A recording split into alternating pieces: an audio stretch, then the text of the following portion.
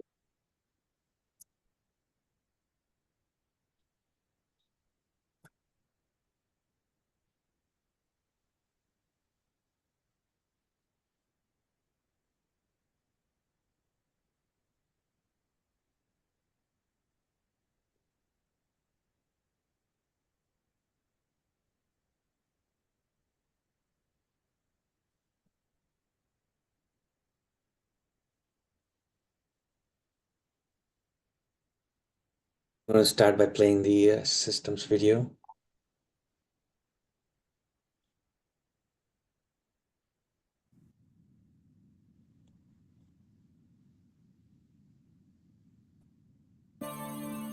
Welcome to VA Shiva. VA Shiva is a product of my journey across East and West, science and tradition, ancient and modern, that brings you the science of systems so you can become a force for truth, freedom, health. VA Shiva is a platform of revolutionary education, community building, and weaponry for unleashing local activism. My journey to VA Shiva begins in the chaos of Bombay, where I experienced diverse religions, languages, castes, and in a small village that had no running water, no electricity, where my grandmother, a poor village farmer, practiced Siddha, an ancient system of Indian medicine over 10,000 years old. She observed one's face, the art of Samudrika Lakshanam, to understand a body's unique constitution, allowing her to deliver the right medicine for the right person at the right time. Watching my grandmother heal others, I was inspired to study medicine, but I was also aware of the corrupt caste system of India, which denigrated a human being, where my family were considered low caste untouchables, where one's birth determined one's destiny. The grit and determination of my mother and father led them to get educated and to come to America, a 1 in a trillion event. Their actions inspired me to work hard and excel. While in 9th grade, I attended New York University in a computer science program, and subsequently, at the age of 14, was given a full-time job as a research fellow at what is now known as Rutgers Medical School in the heart of Newark, New Jersey. There I investigated the system of sleep using mathematics, computer science, and biology for sudden infant death syndrome. It was there in Newark where I invented email, when I was the first to convert every feature of the physical, paper-based inter-office mail system, including inbox, outbox, memo, carbon copy, blind carbon copy, attachments, into its electronic equivalent, a system which I named email, a term that I was the first to coin. On August 30th, 1982, I was awarded the first U.S. copyright for the invention of this system, recognizing me as the inventor of email. At that time, copyright was the only way to protect software inventions. I went on to MIT, where I earned 4 degrees across multiple systems of engineering: electrical, mechanical, design, biological. That training led me to invent many other systems for advancing humankind. EchoMail, the world's first intelligent email management system. CytoSolve, a computational biology system for eliminating animal testing to discover new medicines faster, cheaper, and safer. And to the creation of a whole systems methodology for certifying clean food. These innovations led me back on a Fulbright to India, where I discovered the missing link between Eastern medicine and Western systems theory, honoring my grandmother, to develop Your Body, Your System, a powerful tool that will help you understand how your body is a system and how the inputs of food, supplements, and exercise bring your body back to its natural system state. And Systems Health, an integrative educational discipline that is now integrated into the VA Shiva platform that will enable you to learn the science of systems, the science of everything, be it your body as a system or our society and politics as a system, to reveal the foundational interrelationships between truth, freedom, health. Now is the time for you to be the light. Learn the science of systems, build community, and weaponize yourself to unleash the activism necessary to deliver truth, freedom, health in your local community. Welcome to VA Shiva.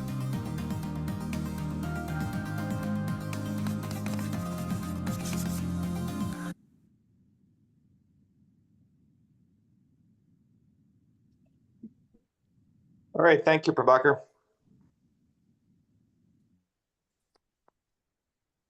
Prabhakar, are you there? Yeah, good morning, Dr. Shiva. Good morning. Do you want to wait a few moments or should we just start? Yeah, we can start. I'll let people in as they come. There's Okay. still some people coming. Okay, good. Welcome, everyone.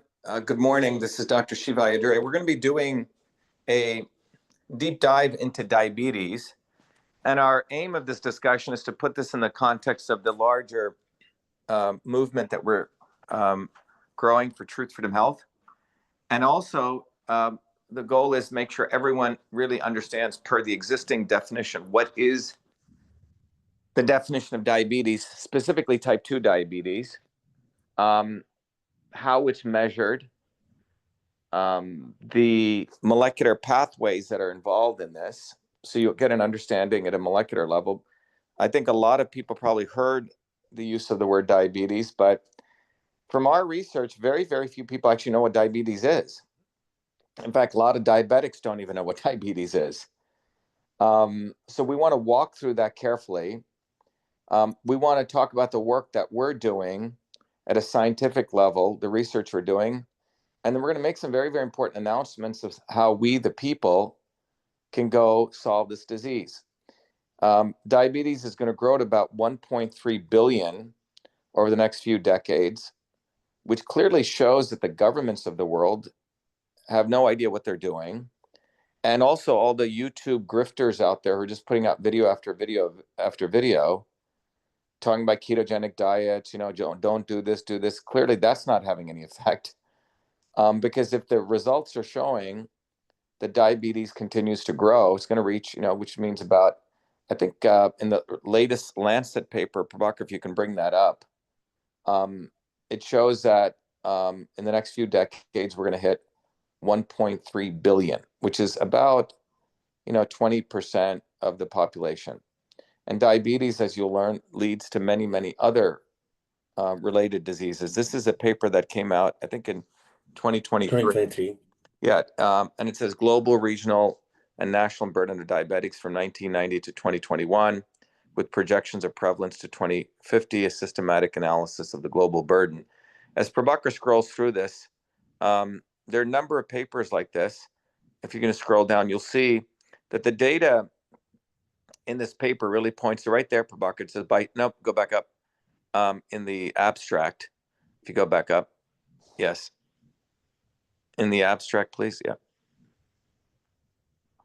It says by 20, right there, yeah. In the abstract, right there, it says by 2015, more than 1.31 billion people are projected to have diabetes. Oops, hold right there, please. If you can highlight that. I think, yeah. With expected age, standardized total diabetes prevalence, rates greater than 10% in two super regions. In the, I think, in North Africa and Middle East, in Latin America and Caribbean. So those are where the biggest quote unquote markets for diabetes are going to be. North Africa and the Middle East, and Latin America and Caribbean. So we'll come back to all this. Thanks, Prabhakar. And this was done by the Gates Foundation, okay, which has been putting a lot of money, and that was funded by the Gates Foundation. So when organizations like that in the existing establishment are involved, you realize that they talk a lot about diabetes, but there's no real interest, it seems like, to really resolving it. The numbers speak for themselves.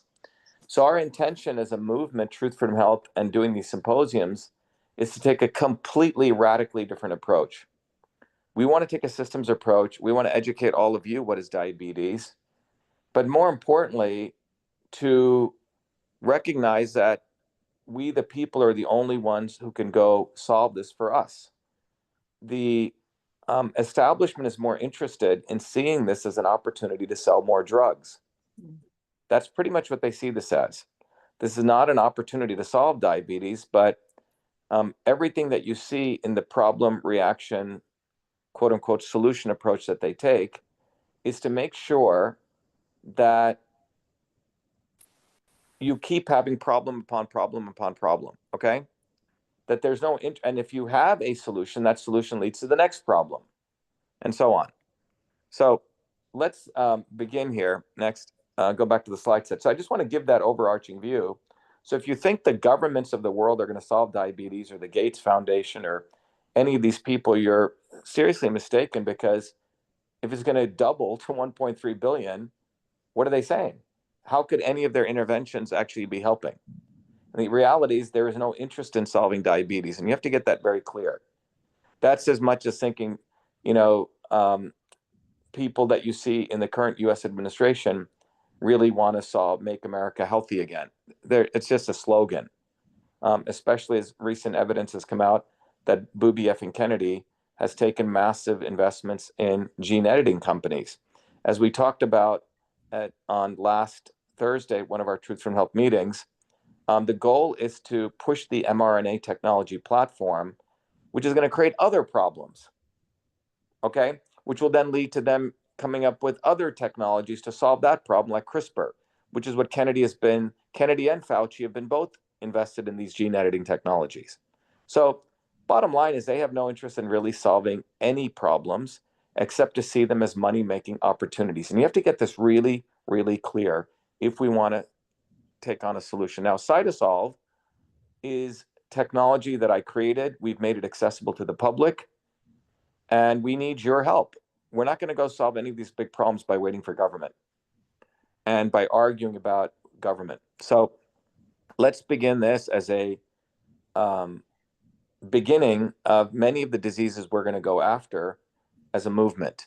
And we're going to do it in communities. We'll shortly announce some very interesting developments in our work. So let's first of all put this in this context of the science of politics of health. We want to give you what is CytoSolve, and then we're going to go into diabetes as a background, the architecture that's involved in diabetes. Prabhakar, make sure everyone's muted, okay? And the nutrients for diabetes, the research we've been doing, and the long-range goal of how we actually solve this. Next. So Dr. Prabhakar played the Journey to Systems video. That gives you hopefully a background and inspires you to recognize that nature is organized from a systems framework. There are processes that run everything we see around us. However, Western medicine does not look at the world as processes or systems. It looks at the parts. And by focusing on the parts, you may solve a particular aspect of that part, but you may create another problem in another aspect of that system. And Western medicine has no concern about that. And you can just look at how the whole medical system is organized. So we take a systems approach. And our view is we're at a very major juncture in human development, is that do we believe that we are going to control nature, dominate it, become the gods of nature? Or are we going to understand the laws of nature and learn how to resonate with them? It's two very different approaches. The Native Americans would say the quote unquote white man, and by the way, I put that in double quotes because they're not just white people, believe in the former, that humans must dominate nature. And now that leads to this parts-based approach where you screw around with one part, you may solve that, but then it leads to another one and another one and another one. And we've shown this in our foundational research on genetically engineered foods. You had soy plants, you manipulated the soy plants by putting pesticides around them to get a higher yield. Monsanto did that with glyphosate, but then it was actually killing the soy plants. So to stop that intervention one, you created a soy plant which was genetically engineered, which could resist the glyphosate itself, called up Roundup Ready Soy. So farmers were forced to buy those seeds and pay a licensing fee. But then our research showed that the genetically engineered soy plants had much lower levels of glyphosate. So they don't talk about this, but this was our discovery. This is why I believe low levels of glutathione, not glyphosate. Glutathione, which is a very important antioxidant, which means that plants are weaker. So one has to wonder why they started then doing a third intervention, which was to start coating the seeds with neonicotinoids, which prevent these weaker seeds from being destroyed by the soil organisms. Now, neonicotinoids cause the bees problems, okay, because they get uptaken by the plant. So you see, intervention 1 was pesticides, intervention 2 was genetic engineering, intervention 3 was neonics. Where does this end? Where does this end? This concept of wanting to dominate nature versus understanding. So if you, to all the people who are new here, if you made it this far, understand that our movement is the only movement on the planet which is educating people on understanding the laws of nature, not from the parts, but from a systems approach. And we teach you that. And I encourage all of you to become students of Truth, Freedom, Health if you're serious, if you really want to change the way things are going. But if you want to dominate nature and be in that camp, then you're going to be in a camp of ultimately humans becoming machines, and you don't need this amount of population. The other trend leads us to learning how to live with nature, and all of us living long and prosperous. Next. So that's why we take a systems approach. And why is this important? Is that the approach of the swarm, if you haven't seen Shatter the Swarm, go watch that video. That's your first step if you want to really understand diabetes. And you realize that the lifespan is going down and cost of living is going up. And this is where diabetes is involved. 1.3 billion people will get diabetes. India will be one of the highest places of diabetes just by the population. Nearly 400 million people will have diabetes in India. Great market for all sorts of products. So if you look at this graph, you have to ask yourself, what is the solution? And the solution is recognizing this is a political solution, which is we have to build a bottoms-up movement to smash the swarm, to seize their means of production. That may sound radical, but that is what must be done. And while we're building that larger scale movement, you must start delivering solutions to people here and now to help their suffering. And in our case, we have 3 solutions for that: the clean food movement, systems health, and CytoSolve. Next. So we actually have solutions. Next slide. So, by the way, those stressors caused by the policies of the swarm are destroying people's immune systems. They are destroying the environment and the sourcing of food. People do not want to take a systems approach. Many people will hear this talk I'm giving. Oh, I know that. I know systems. No, you don't. So if you really want to get educated, go to Truth, Freedom, Health, contribute to yourself, and get involved, because we need enough people on this planet to get educated to a systems way of thinking. Innovation is really not taking place. People think Elon Musk is an innovator. It's the biggest fucking joke. All right, that's known as innovation. There is real innovation, which occurs by all of us, we the people on the fringes, on the outside. But they tend to make you believe that innovation only takes place by the few, and this is a serious problem. Corrupt leaders. And you have the fact that there's massive income inequality. This creates stress. And if you draw an axis between stress and income inequality on one axis, on the other axis on lifespan, you'll see a direct linear relationship. Greater stress, greater income inequality, greater levels of disease. Next. So our movement provides a real solution. Next. And us doing these talks, which is a true public service, the governments will not do these talks to educate you, are part of that solution. So we teach you how to strengthen the immune system. We teach you how to figure out what food is actually real. We have the Clean Food Certified Seal. We teach you to think from a systems perspective. We're educating children on how to become innovators. We teach people how to become leaders in their community, and we teach people how to really, really take care of their own economic conditions. Next. So to support that and to be a part of that, your first step before we even talk about diabetes is a result of the fact that people have not taken matters into their own hand and build these bottoms-up movements. Go to truthfreedomhealth.com. As the slogan says, get educated or be enslaved. Next, come to our open house we do every Thursdays. Again, a public service. Last Thursday, I think we went for 4 hours from 8 p.m. to midnight, explaining to people how mRNA can undergo reverse transcription. No government is doing that, everyone. Our movement is the only force doing that. You should support this movement. Get involved. Don't just sit on your ass and watch YouTube videos all day, which teach you nothing. You have to roll up your sleeves and get involved. Next.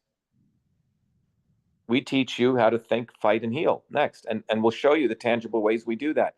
We have 3 important platforms: Truth, Freedom, Health, VA Shiva Systems Health, and CytoSolve. Next.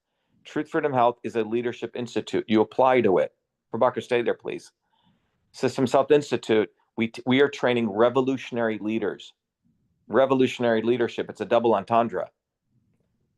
We have the Systems Health Institute. We are training armies of people who are systems health educators. Health education is going to be a $270 billion business. But for the swarm, health education is training educators to teach people to get vaccinated all day or one-size-fits-all medicine. We are training a different breed of health educators. And then we have CytoSolve, which is a radical, groundbreaking technology, which is way beyond AI. AI is actually very dumb.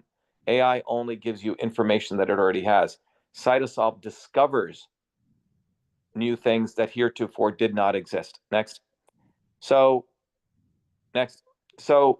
our core is, if you live with the precepts that we are not here to rule over nature, we're here to understand nature, you realize food is medicine. It's a very central principle. Booby fucking Kennedy does not believe that. Trump doesn't believe that. None of the governments of the world believe that. They may say that now after they saw our videos. In fact, I think the former Surgeon General started saying food is medicine. But they don't really believe food is medicine. They just say it because they don't want people to build independent movements. Next. But what we mean is we actually have a solution. We've created a clean food seal. Our movement did that. And we have thousands of products and processes that are clean certified. Anyone here can learn how to certify products in your local areas to become clean certified. So we have an actual tangible solution that you can be involved in. And it's not simply removing red dye from foods. That's not what's going to solve clean food. It's way beyond that. So you will see the government doing some perfunctory things. But we're talking about from the source of where the food comes to when it comes into your mouth. That's what clean food certified is. And again, every one of you here can be part of that. Next Tuesday, we'll be doing a clean food certified symposium. Next. We also have the solution. And by the way, say that, Prabhakar. Next Tuesday, again, a big public service we do once a month. These will teach you about, do a particular case study. But again, any one of you here can become a clean food certified inspector as a part of our bottoms up movement and help real organizations who are really caring about the public get clean certified. Next. CytoSolve, revolutionary technology. Yes, the invention of email that I did as a 14-year-old was revolutionary, but CytoSolve, I would argue, is even greater because we're going after looking at 10 to the power of 36 compounds in nature and finding out how we combine and mix them to find products that come from nature in a synergistic way to affect disease. So that's CytoSolve. For example, we'll show you what CytoSolve's done. And we did this after we built all the technology. This has been in 22 years since when I started. It's been a long process since 2003 to develop CytoSolve, validate it, etc. Next. So we have started to create our own products. And we also make this technology available for those of you to co-create products with us.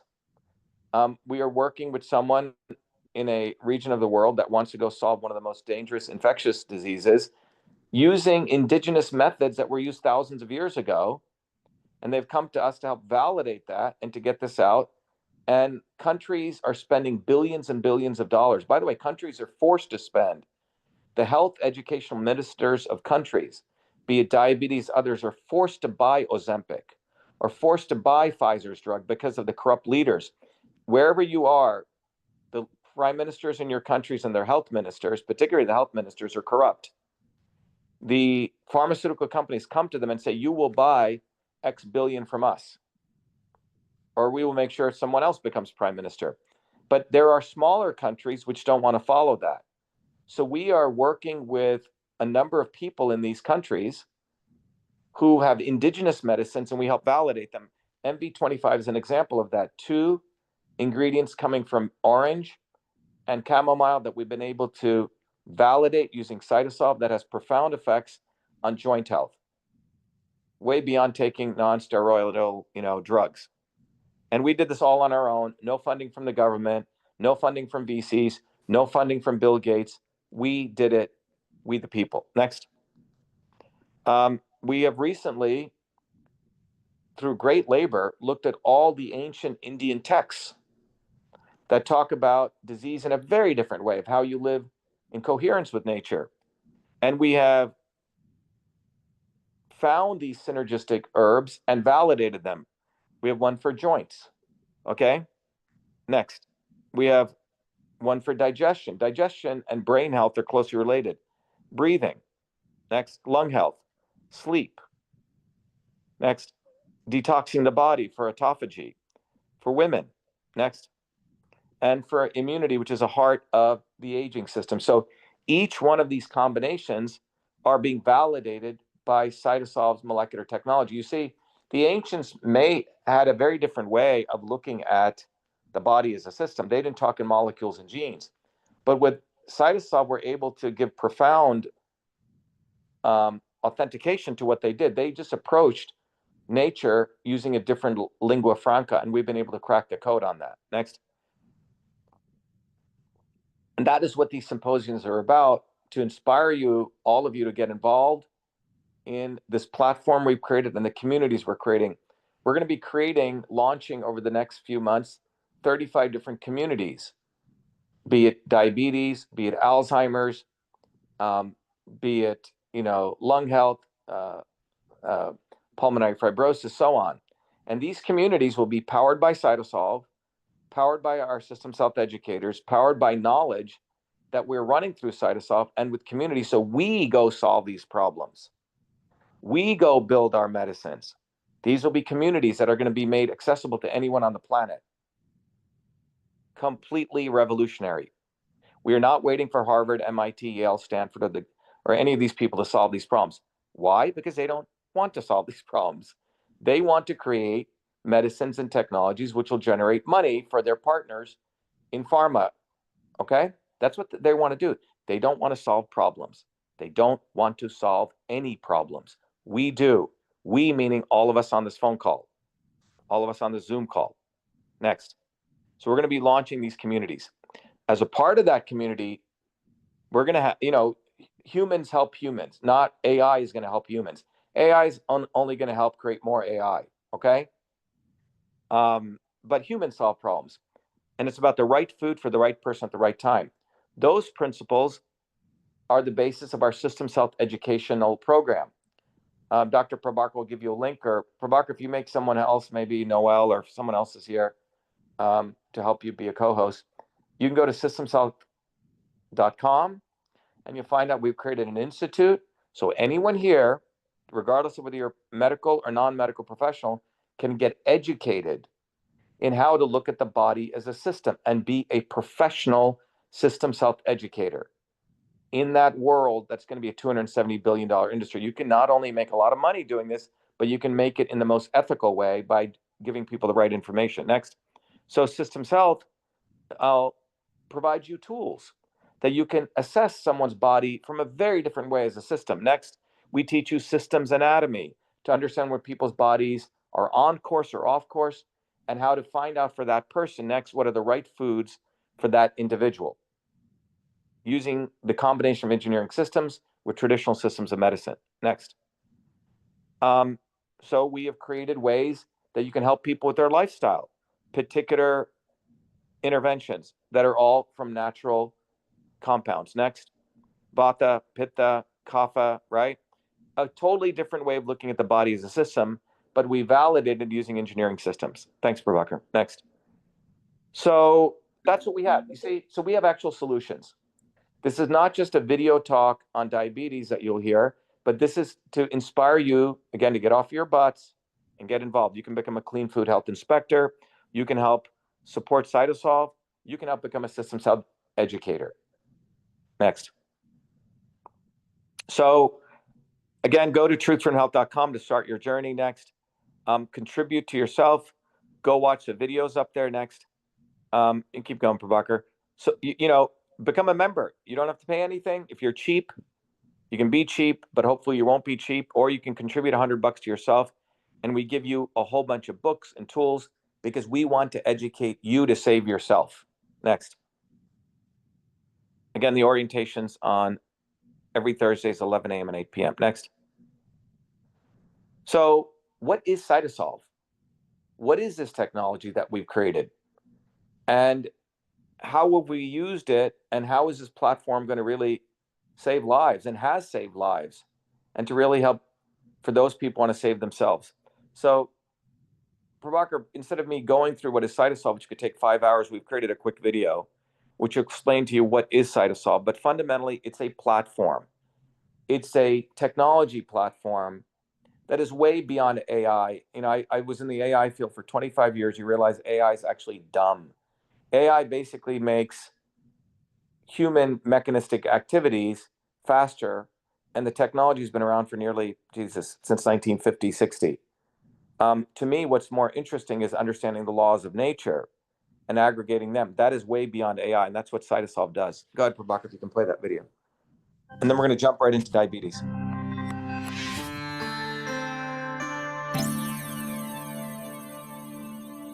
Who would have ever thought someone like me would invent email and create CytoSolve to revolutionize health for personalized and precision medicine, a system for delivering the right medicine for the right person at the right time? I was born a low-caste untouchable in India's caste system, a system of aristocracy, oppression, and racism. As a child, I observed my grandmother, a poor village farmer, practice Siddha, India's oldest system of medicine, to heal local villagers by observing their face, to know their unique constitution, to deliver a unique combination of foods, healing herbs, and massage. The caste system and her abilities to heal inspired me to understand the interconnectedness of all life. My name is Dr.SHIVA Ayyadurai. I'm an MIT PhD, a Fulbright scholar, a scientist, technologist, and inventor. My family and I left India to come to America on my 7th birthday. As a 14-year-old, I began working as a full-time research fellow at Rutgers Medical School to unravel the mysteries of sudden infant death syndrome, SIDS, and created the world's first email system long before I ever heard of MIT. As I traverse academia over the next 3 decades, I observed self-serving academics, never solving real problems, writing grant after grant, competing for tenure, while diminishing real science and real scientists, pushing a reductionist science to destroy the scientific method. Like the blind men who never saw the whole elephant, but the parts, they delivered a dismembered view of reality. I observed Big Pharma use such reductionism, wasting billions year after year to fund research in test tubes, killing animals, and using the poor as guinea pigs for clinical testing to create products that even the FDA no longer allowed. Not only Big Pharma practiced this reductionism, but also the elites of Big Vitamin, Big Green, and Big New Age, with gurus and yogis, empowered by Hollywood celebrities, selling one supplement after another based on a cherry-picked science. All that changed in 2003 when the Human Genome Project ended, revealing that humans have the same number of genes, about 20,000, as that of a worm, giving rise to a systems biology. We realized that one-size-fits-all medicine was a failure. We realized their medicines were killing us, making today's generation's lifespan shorter than any previous generation. Obesity, heart disease, deaths from adverse reaction to drugs, confusion on what diet, what supplements, and who to believe is what they have delivered you. They push natural and organic products for your beauty and wellness, while their real solution is their plastic surgeons and Botox. We've been sold out. It's time for real science, a system science that interconnects the parts to discover truth, to know what really works, to get the health we need and deserve. This is why I created CytoSolve. CytoSolve is about truth, freedom, and health versus power, profit, and control. CytoSolve is a revolutionary technology integrating bioinformatics, computational biology, mathematical modeling, decentralization to reveal the truth. CytoSolve computes trillions of potential combinations of biomolecular interactions to discover what actually works based on the actual science. No reductionism, no cherry picking. CytoSolve's predictive modeling has been proven accurate time and time again, matching laboratory results. CytoSolve discovers synergistic combinations combinations of compounds to maximize health and reduce toxicity. For example, we know curcumin from turmeric and resveratrol from red grapes alleviate inflammation, but how much should we combine? Current methods are hand-waving at best. Here, with CytoSolve, we first modeled the control condition with no curcumin and no resveratrol to simulate high inflammation with the cytokine level at 0.15 micromolar. Next, we add just 5 micromolars of curcumin. The inflammation drops to 0.05. Next, we use 5 micromolars of resveratrol, and the inflammation drops from 0.15 to 0.06. But when we combine curcumin and resveratrol of 3 micromolars of curcumin and 2 micromolars of resveratrol, inflammation drops from 0.15 to 0.03, far lower, nearly 200% less than just one compound alone. That's the synergy principle of system science. We've all had enough of their fake and reductionist science. They think we'll simply keep buying their marketing, their celebrities, and their products that can never truly heal us. We don't need them. Great things come when we integrate the best of things. It's our time. It's time we delivered solutions for ourselves. It's time for truth, freedom, and health. It's time for CytoSolve.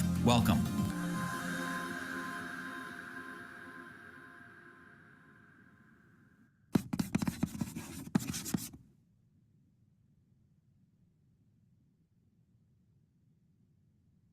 All right, so everyone understands what CytoSolve is, and if you have questions, hold them and we can answer them. Next.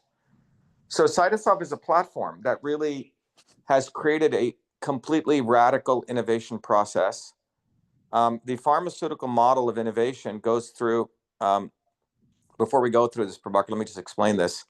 The pharmaceutical model of innovation has been around since the early 1900s. It hasn't changed, and this is why they're desperately moving to the mRNA vaccine, mRNA platform.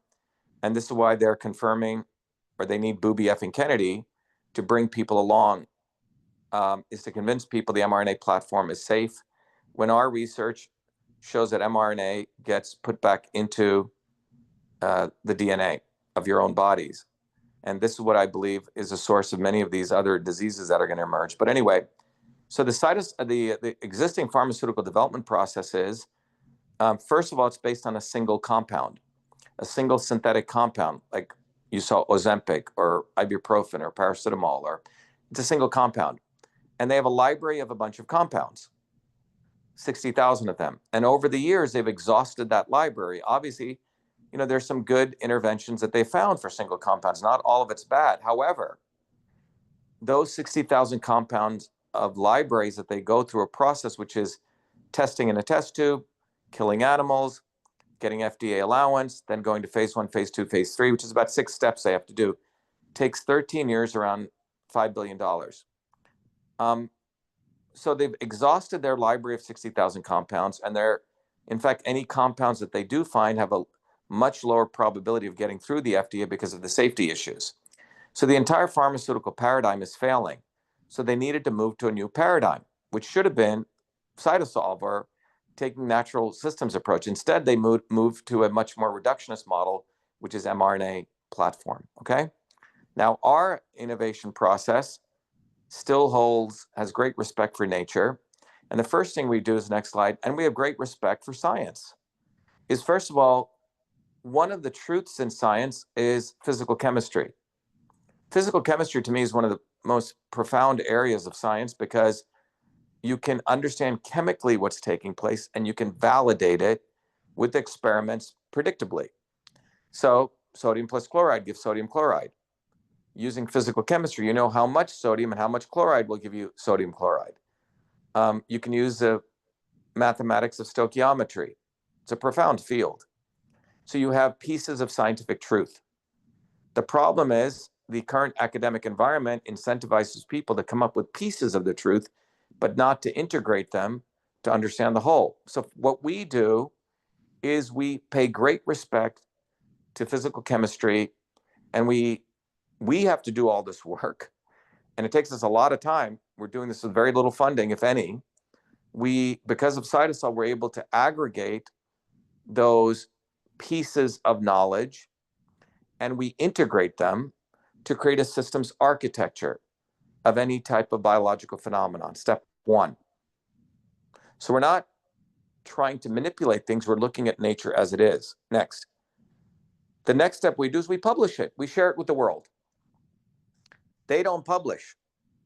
meaning they don't publish new discoveries because they want to hold it to themselves so they can get more and more grants. We give it away. And we've done this over and over again. You can see many of the papers we publish in leading journals. Once that's done, then we take that publication next, and then we use our technology to take those pieces of physical chemistry equations and integrate them. It's not really even modeling. It's not AI. It's basically using truth and integrating pieces of the truth together. Okay. Next, what we do is we then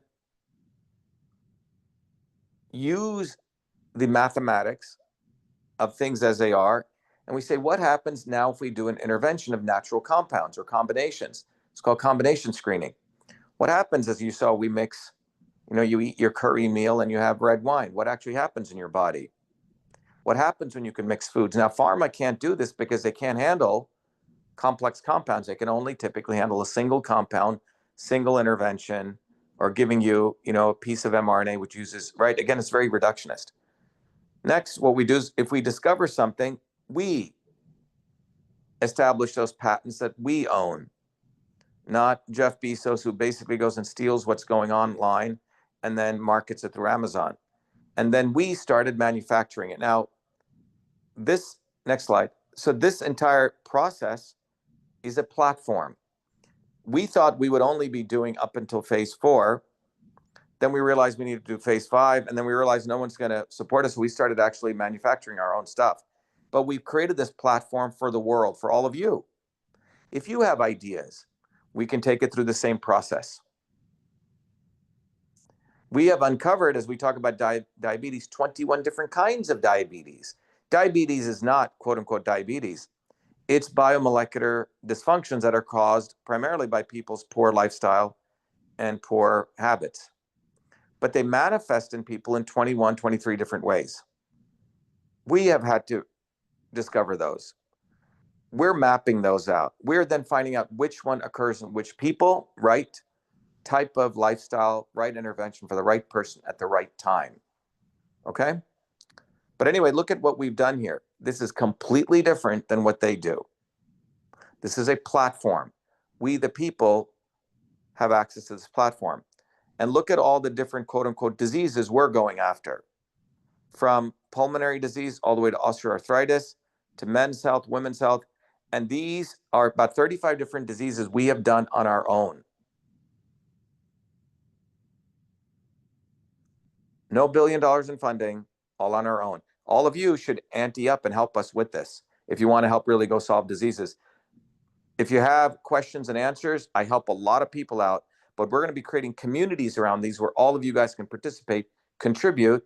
And if you're wealthy, you should support us because we've done this with nothing. Nothing. We've created an amazing solution for joint health. We've created a solution for men's health.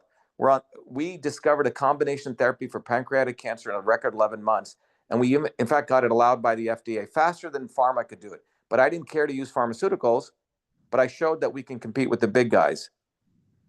50% of the United States is going to be headed towards dementia and Alzheimer's. We actually have developed solutions for that.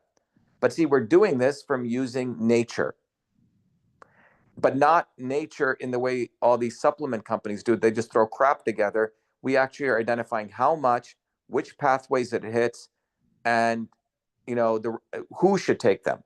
Next.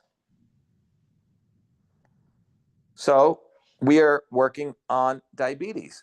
The product here is not just a bunch of combinations, but lifestyle and interventions, all coming from nature. Next. And we're in the combination screening phase for diabetes. This is to give you where we're at. We've already marched down over the last nearly 5 years, again, with no funding, all internally funded by us. Next. MV25 is an example of this.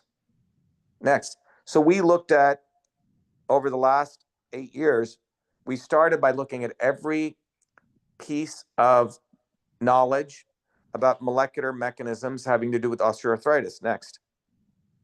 And maybe, I don't think we've done this, Prabhakar. If you can just jump over, actually go to the next slide. And then hundreds of thousands of different chemical reactions. And then we published it. Prabhakar, can you go to our CytoSolve site. And just to show you how generous our movement is, unlike these scumbags in academia who hide everything, we shared it publicly with the world. And we were, I know nothing about arthritis, but I know about a systems approach, but we took on arthritis. We were, we mapped this out. We were given a little bit of support from some researchers in Canada and some experts who wanted to see this happen. So we discovered the entire molecular architecture of arthritis. And guess what? We gave it away to the world. Next. So you can see here, for when you look at knee osteoarthritis, you can see that, and this is all being driven by CytoSolve. The knee has, again, this is a systems approach. The knee has a meniscus, a fat pad, cartilage, the immune cells, all these different pieces. For example, synovial tissue is a element of the knee. So if we go into that, so you have the knee has synovial tissue, which is made up of different cells. If we go to chondrocytes, which is another cell type, chondrocytes are what make up cartilage. So your chondrocytes, if you go into this, have different ligands. What's a ligand? A ligand are different chemicals that can interact with the cell surface of the chondrocytes. Next, there are different types of ligands. And we've mapped them all out. For example, cytokines. These are about the 15 major cytokines. IL-1 beta is a very destructive cytokine. And we have meticulously, again, no NIH, no National Science Foundation, no fucking Gates Foundation, no booby fucking Kennedy. We did this on our own. We mapped out every molecule. This is just one cytokine that interacts with IL-1 beta. And one of them is MMPP13, which causes cartilage destruction. And then we mapped out the catabolic effect. And then we have all the molecular reactions. These are pieces of scientific truth, how IL-1 beta causes catabolic effect. And then we looked at interventions, natural interventions. Let's go to one of them, Prabhakar, geneticides, right? So here's the actual paper, which talks about the effects of ginseng, a particular chemical in ginseng. Go back, Prabhakar, you can look at something else that comes from with analytes, okay? Boswellia, okay? And so on. So we have done this meticulous mapping. Who paid us? Nobody. Who is going to save us? Us. It's the point here. We did this on our own, guys. And that was step 2. A lot of work. Next, then we took all of those little pieces of equations, integrated them, computed them. And then we started, next slide, Prabhakar, the modeling. And then we screened from nature, natural compounds, which we can get from extracts, which you can get. And then we went through things like this, and then we discovered a combination. And then we were very fortunate. I mean, again, you know, when you put this stuff out, Jeff Bezos just steals everything on Amazon. We found a combination of the right number of compounds, the amount, and then we got a US patent on it. Again, we had to fund all this. We had to fund in fact, we did most of the patent work. Otherwise, this would have been very, very expensive. And then we went and found one of the people in our movement, actually, who helped us manufacture it, next, in the United States, using organic, non-GMO ingredients. And Dr. Prabhakar will play a video of this. And one way all of you can support us, our movement, is through letting the world know that we actually have a natural product solution for pain and inflammation. Legally, we have to say it's for natural discomfort, okay? But because, we can't go curing stuff, right? Next.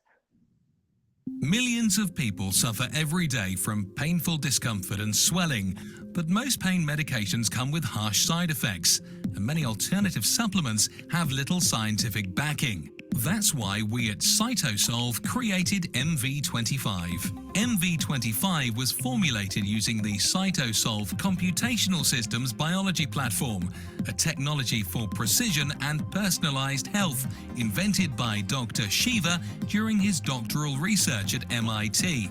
This formulation is the result of computing trillions of potential combinations of biomolecular interactions derived from thousands of peer-reviewed scientific papers published across 4 decades by 68 research institutions to discover an optimal synergy of compounds that downregulate biomarkers of discomfort and normal swelling. Hi, I'm Barbara Ann. My hands would cramp up so that I couldn't hold cards or knit or crochet, and they would go like that. And I'd have to use this when I played cards with my grandkids. And I started taking that MV25. After a bit, I was able to hold cards in my hand. Very, very little cramping, hardly at all anymore. MV25. Hi, my name is Sandy. I'm a Taekwondo instructor. I tore my ACL during Taekwondo. I had a lot of pain and limited mobility. I've been taking the MV25 for about 6 months now. After the first week, I noticed a big difference. After the second week, almost literally no pain. My name is Jeremy, and I suffer from a lower back problem. Hurt my back at work years ago, and I can go to the chiropractor, do all kinds of different things, and nothing seems to help. And I decided to try MV25. I didn't notice a difference immediately, but within a few days, the pain went away, and it stayed away. I've continued to take it, and even when I do things that I shouldn't do, it seems to go away a lot quicker than it ever did before. MV25 is certified clean, 100% non-GMO, made in America, and GMP certified for good manufacturing practices. MV25 is CytoSolve optimized, which means that this formula has been engineered to maximize benefits while minimizing toxicity based on current research curated by CytoSolve. As the science advances, so will this formulation. This is our promise. Order online at mv25.life. Consult your doctor before taking any supplement or medication and use as directed. MV25.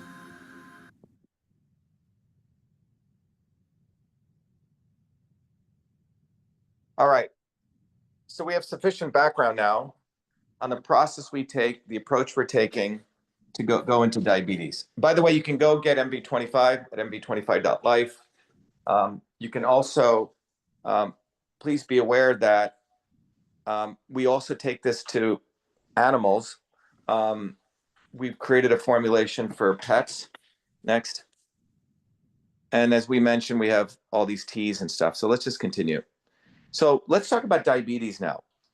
So our diabetes initiative is in the combination screening phase. Now you understand what that means. And in this combination screening phase, what we're doing is we're starting to look at compounds in nature which can have profound effects on supporting glucose metabolism. Obviously, everyone knows here, exercise is important. Sedentary lifestyle is not going to cut it, right? And we all know that. So our systems health education program supports it, but we today want to really get deep into understanding the mechanics of what happens when you don't properly exercise, right? When you have particularly type 2 diabetes. Next. So let's go through this. Next. So first of all, what is diabetes? If you look up diabetes mellitus, it comes from the Greek and Latin words. Diabetes means to siphon or to pass through as in urine.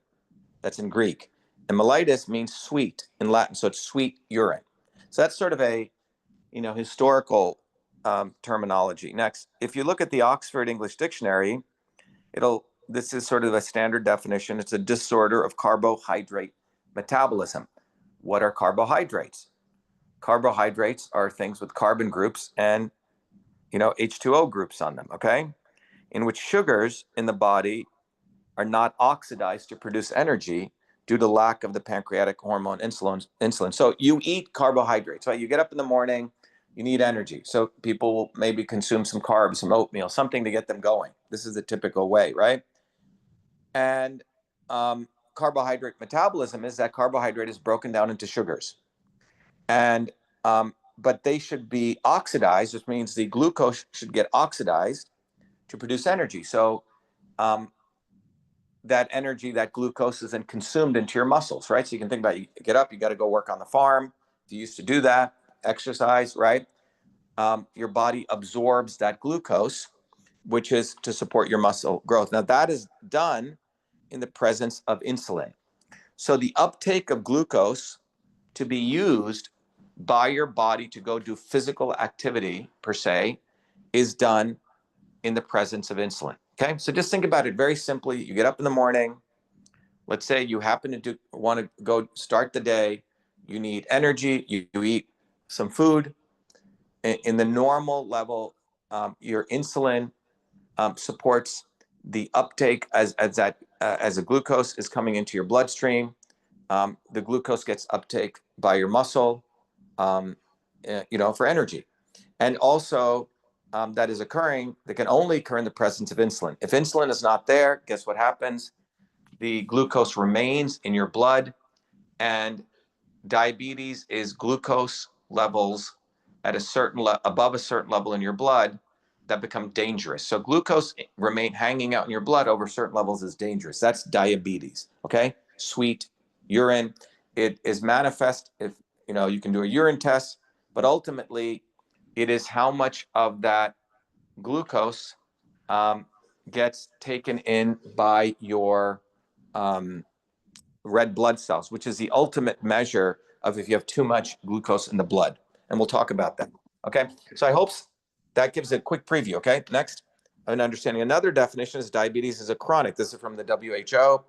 Is a chronic metabolic disease characterized by elevated levels of blood glucose or blood sugar, which leads over time to serious damage to the heart, blood vessels, eyes, kidneys, and nerves. So bottom line is high levels of glucose in the blood is what is dangerous. Okay?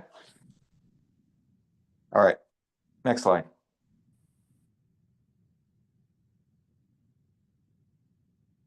Now, historically, you can also think that the Egyptians first mentioned diabetes back in the Ibera papyrus. It's mentioned dating back all the way to 1550 BC. So if people think diabetes is just from modern, quote unquote, modern life, it has been talked about, written about nearly 3,000 years ago. Okay. In ancient India, the Ayurvedic physicians described it as a urine disease in the 5th and 6th century. It was called madhumeha, which means sweet urine. Next. The Greeks described diabetes back in the 2nd century AD. The Chinese early descriptions go back to 160, 219 AD. In the ancient Chinese medicine, diabetes is referred to as a wasting thirst, quote unquote, wasting thirst. In ancient Arabia, physicians described diabetes in the 11th century AD.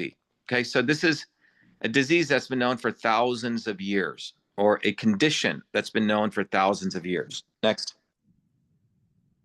Now, there are two types of diabetes you may have heard about in the modern world. Type 1, which they denote as a genetic disease. And we have to be careful because we now know that epigenetics takes place, that you can turn on and turn off genes. And the production of insulin is affected by a mutation in the pancreatic cells. Okay, so the pancreatic cells, there's a mutation, the pancreas doesn't generate insulin. And then you have it as a metabolic disease, which is in some ways you can say, quote unquote, self-inflicted. This is where insulin is produced by the pancreatic cells, but is not effective in controlling glucose. So in the latter case, type 2, your pancreas produces insulin. Again, to be clear, insulin is a necessary hormone that's needed. So the glucose, which is produced through glucose metabolism, is taken up by your muscles. And the glucose, as we'll talk about, is also used in 2 other ways, in your liver and in your adipose tissue. But we're focused on the metabolic disease today, type 2. Next. Now, in our work, we've started doing the systems architecture of diabetes. We have 2 major papers coming out on this. Again, all funded by we the people, our movement. Again, I'll keep emphasizing that. We the movement is funding our work. We. What other movement on the planet is funding scientific research? Political movement, social movement, we are. So it's pretty historic what we're doing, but we have uncovered, over at least enumerated the realities of what causes type 2: obesity, diet, chronic inflammation, sedentary lifestyle, age, hereditary issues, non-alcoholic fatty liver disease, NAFLD, gestational diabetes during pregnancy, and damage to pancreas. So in type 2, if not all of this can be changed by habits and lifestyle. Okay, but those are the triggers. Next. We have, in the publication that we're working on, we want to share with you some of the preliminary stuff here. First of all, on the top, as Dr. Prabhakar showing the upper left, is your pancreas. And inside your pancreas, there are cells in the tissues of the pancreas known as beta cells. The beta cells produce insulin. Okay, so that's the first thing. So in a normal functioning type 2 diabetes, there's normal functioning, but in type 2 diabetes, the pancreas is producing insulin. In the type 1, the pancreas does not produce insulin. Okay, so the beta cells produce insulin. Now, why is insulin important? Because insulin maintains glucose levels in the blood. You eat some ice cream, your glucose level shoots up. Insulin is going to make sure that's modulated, okay? So insulin maintains glucose levels in the blood, and it does it in 3 ways. Number 1, it increases glucose uptake by the muscles. So you have now glucose in your blood. You've eaten, let's say, I don't recommend people eat this, but let's say you've actually eaten a piece of fruit. The sugar from the fruit is now in your bloodstream, and in the presence of insulin, the insulin gets taken up into your muscles to provide you energy. In addition, the insulin also inhibits glucose production by the liver. Remember, your liver has glycogen in it, which is stuff that you ate before that's stored in the form of glycogen, and you don't want that to become glucose. So otherwise, you're going to increase an amount of glucose in your bloodstream. So not only does it increase the uptake of glucose into the muscles, but it also makes sure that glucose is not produced by the liver. It's important. And the third thing is you have fat, actual adipose tissue, and it inhibits the free fatty acid production by fat cells. So when fat cells break down, they produce fatty acid. So insulin is sort of blocking 2 things, and it's making sure your glucose is taken by the muscles. Why is this important? Because glucose levels above a certain level in the blood is dangerous. Now, the agreed upon thing by the current establishment science is over 126 milligrams per deciliter. So if you take blood, a deciliter of blood, 1 deciliter, and it has over 126 milligrams, that means you are at a dangerous level of glucose, quote unquote, diabetic. Okay? And we'll talk more about how we get here. Okay? Next. So what leads to this? Well, glucose metabolism from insulin resistance. And what causes insulin resistance is, primarily poor lifestyle and inflammation, both of which cause insulin resistance. Inflammation, dietary habits, lifestyle, but it's inflammation and poor lifestyle. So what this means is insulin is not being effective in regulating glucose levels. So again, you have insulin. This is the interesting thing. In type 2, you have insulin, but the insulin has become ineffective in regulating glucose levels in your blood. So this can lead to excessive insulin in the system and leading to excessive glucose in the system. So you have insulin, but the insulin is supposed to make sure the glucose gets uptaken, and that the insulin makes sure glucose is not being taken from your liver, and that fails. Muscle cells don't uptake glucose properly. The liver cell starts releasing glucose in the blood, and the fat cells actually release more free fatty acids in the blood, and this leads to diabetes, i.e., greater than 126 milligrams of glucose in your blood. Okay? This is a foundation. So if you didn't know what real diabetes was, you may want to come back. We'll be putting this slides back on the CytoSolve website. But now you're getting a real education on what is diabetes. Next.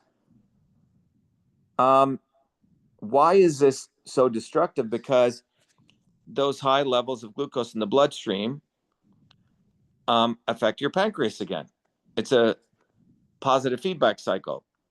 Your beta cells get exhausted, leads to lipotoxicity, endoplasmic reticulum stress, dysfunctional proteasome, which leads to persistent hyperglycemia, which means a lot of sugar in your blood, suppression of insulin secretion, and apoptosis, which means you start killing your beta cells, which produce insulin. So diabetes has a negative or positive feedback cycle, which hurts the production of insulin itself. Okay? It affects your liver. Your liver starts, the fat storage leads to NFALD, which leads to insulin resistance. It leads to NASH, which leads to cirrhosis and liver failure. Another bad thing diabetes causes. Another piece is you have leaky gut, which facilitates systemic infections. And then you have the gut microbiota dysbiosis, which means your gut microbiome gets off kilter, and that promotes inflammation, which further screws up your pancreas. You have skeletal muscle. Your muscles don't uptake insulin resistance. They become insulin resistant, which means they don't respond to insulin to uptake glucose out of the blood. And then you have hyperactivation of your platelets. This activates the endothelial, and it activates immune cells. So you start having autoimmune problems. And then you disrupt the entire vascularization, homeostasis. You promote, arterial sclerosis plaques, and you induce macro angiopathies. Okay? So this causes a whole bunch of stuff. This is why they don't want to solve diabetes. You're creating a huge industry by not solving diabetes, by giving reductionist interventions. But as you can see here, this is a systems disease.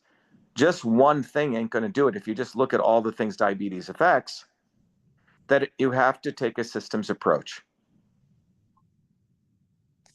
Okay? Because it affects the whole body. Diabetes is a metabolic issue. Lack of exercise, wrong food choices, lifestyle leads to this. All of it together. Next. Next slide. So how do you diagnose it? There's two ways. Blood glucose levels, which is done by understanding what HbA1c, you may want to write that down, HbA1c, which is a particular molecule that is formed in the red blood cells that you want to measure. And that gives a much better reality of a steady state value of what's going on in the blood.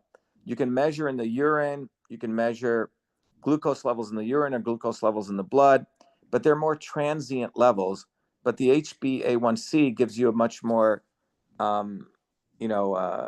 non-transient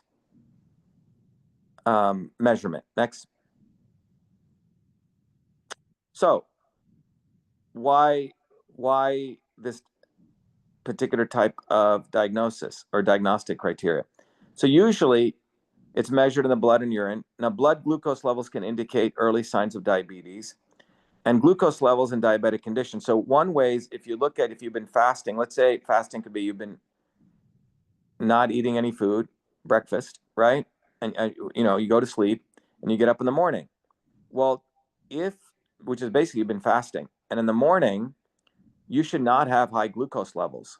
But if you have greater than 126 milligrams per deciliter, it's likely you're heading to that diabetic condition. Or you can measure the urine glucose levels, 25 milligrams per deciliter. So this is where you're using glucose measures in the blood or urine to diagnose the state of diabetes. Next. But as I mentioned, this is not as accurate as the next one. Next. And that is looking at HbA1c. HbA1c. So what is this? Well, first of all, you have, billions or trillions of red blood cells in your body right now, pumping through your veins and your arteries and your capillaries. And in every red blood cell there's hemoglobin, not just one molecule of hemoglobin, but many molecules, which is a protein. And that is present in every red blood cell that carries oxygen in blood. So you need hemoglobin to hold oxygen. Now, in diabetic conditions, hemoglobin gets glycated. Glycated means the hemoglobin reacts with glycogen. Glycation is a process of reacting with glucose, okay? And that reaction, we're going to show you what that reaction looks like. Again, we're looking at scientific truths here. The product of hemoglobin glycation reaction is called HbA1c. Once HbA1c is formed, it remains in the body until the red blood cells are destroyed every 3 months, okay? So HbA1c is formed in the red blood cells. So, you know, your red blood cells cycle every 3 months. So that's why we say at any point you measure your HbA1c levels, you're getting a pretty good indication, like a 3 month situation where you're at, okay? Next. So what does this mean? So on the bottom, on the upper left, where Dr. Prabhakar is pointing over there, you have blood. In one, in that blood, there's the red blood cell, okay, RBC. Inside that red blood cell is that hemoglobin molecule, okay? That hemoglobin molecule reacts with glucose, D-glucose, okay? You eat a piece of candy, you have a piece of fruit, you have some carbs, right? There's that D-glucose. So you can notice that hemoglobin reacts with that D-glucose, ultimately to create, it forms an intermediate complex that leads to something called an aldamine, okay? Aldamine. Amines, anytime you see M-I-N-E, that's a group that has nitrogen typically in it, okay? So that aldamine, which is denoted by that C double bond NH to that hemoglobin, is then isomerized, which means it changes structure, okay, to create ketoamine, which undergoes, rearrangement.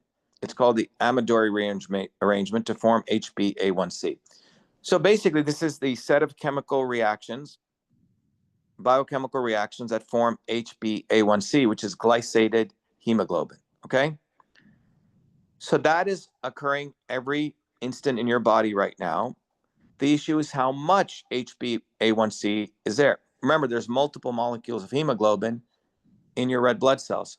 If you end up having too much glucose, guess what's going to happen? You're going to produce more HbA1c. Does that make sense?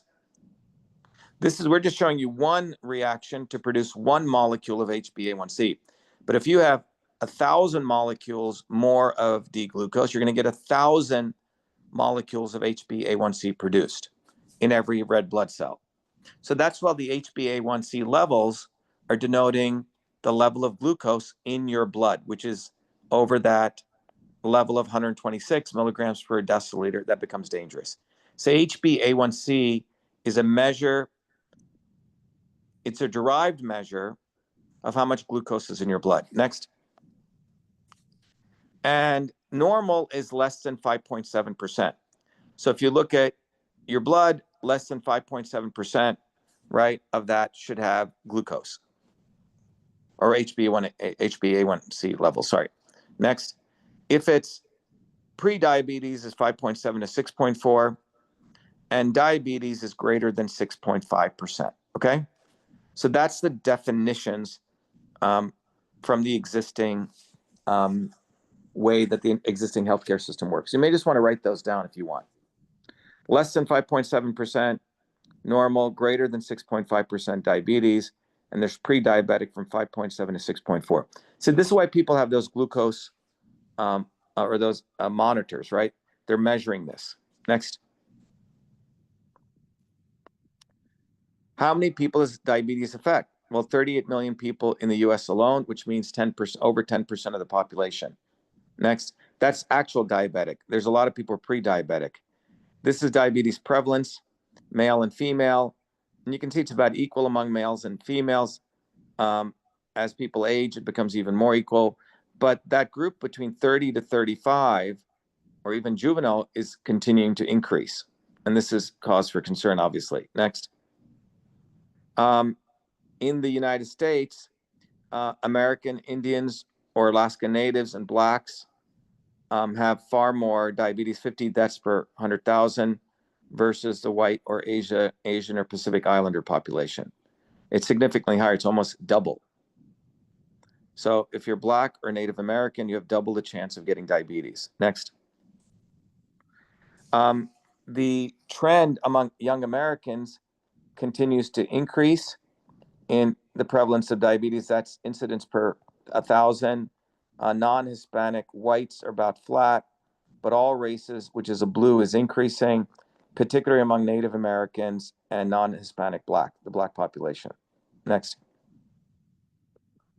This is globally, the darker red indicating higher levels of diabetes. You can see Mexico, parts of South America, Middle East are where it's explosively starting to grow. A lot of people in the Middle East, really want to be able to solve this. Next. And this is, again, you notice Pakistan, and this according to World Statistics, the highest source, Nigeria being the lowest, 30% of people diabetes in Pakistan, 30% versus 3% in Nigeria. And then you can look at the United States is roughly about 10.7% in the same area as, worse than Indonesia, China, Spain, Thailand, etc. Russia, you can see, is about 5.6%. Okay, next.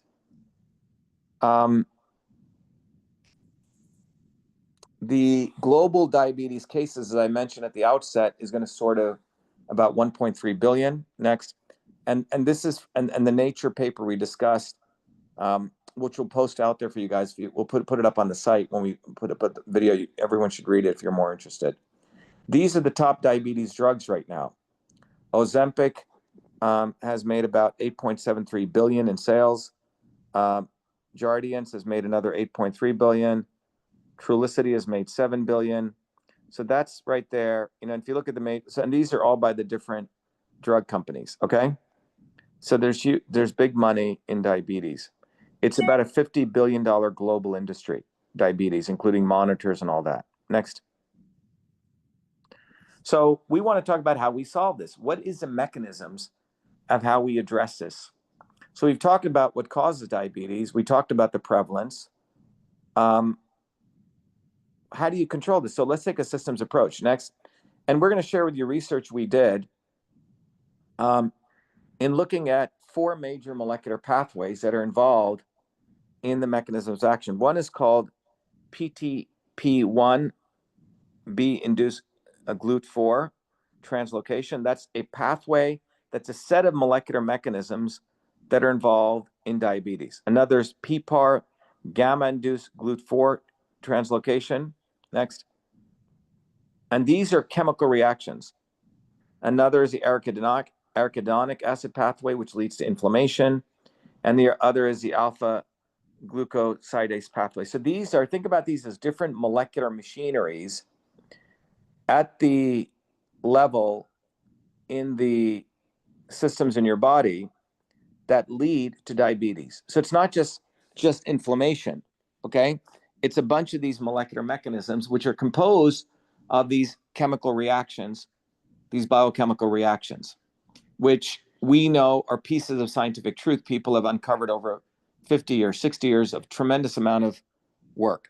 So CytoSolve is looking at those pathways, understanding the actual little pieces of chemical truths, integrating them, and trying to figure out what you need to do to affect those pathways. So you want to increase GLUT4, okay, in that pathway to support glucose metabolism, right? Because remember, the goal is what? You don't want high levels of glucose in the blood. Dangerous, right? Let's just keep that as the eye on the prize. By the way, to all of you who just joined, we teach people a systems approach. Go to truthfreedomhealth.com, become a warrior scholar, because you'll understand what a control mechanism is. What is an intelligent system? Our body is an intelligent system. It knows how to maintain glucose levels at the right level. But when that intelligent system is affected by poor choices, your intelligent system becomes dumb. And that stupidity of your system caused by you affects different mechanisms.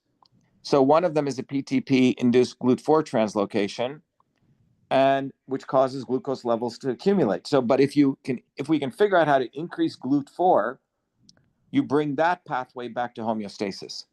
Same with PPAR-induced GLUT4. We want to increase GLUT4. Next is arachidonic acid pathway, which creates inflammation.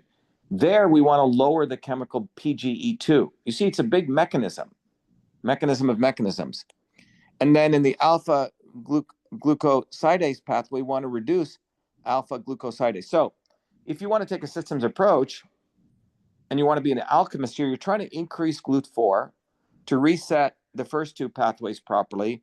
And you're trying to bring down PGE2 and alpha glucosidase, which have been thrown off, again, by poor choices, poor lifestyle, inflammation. So just look at that.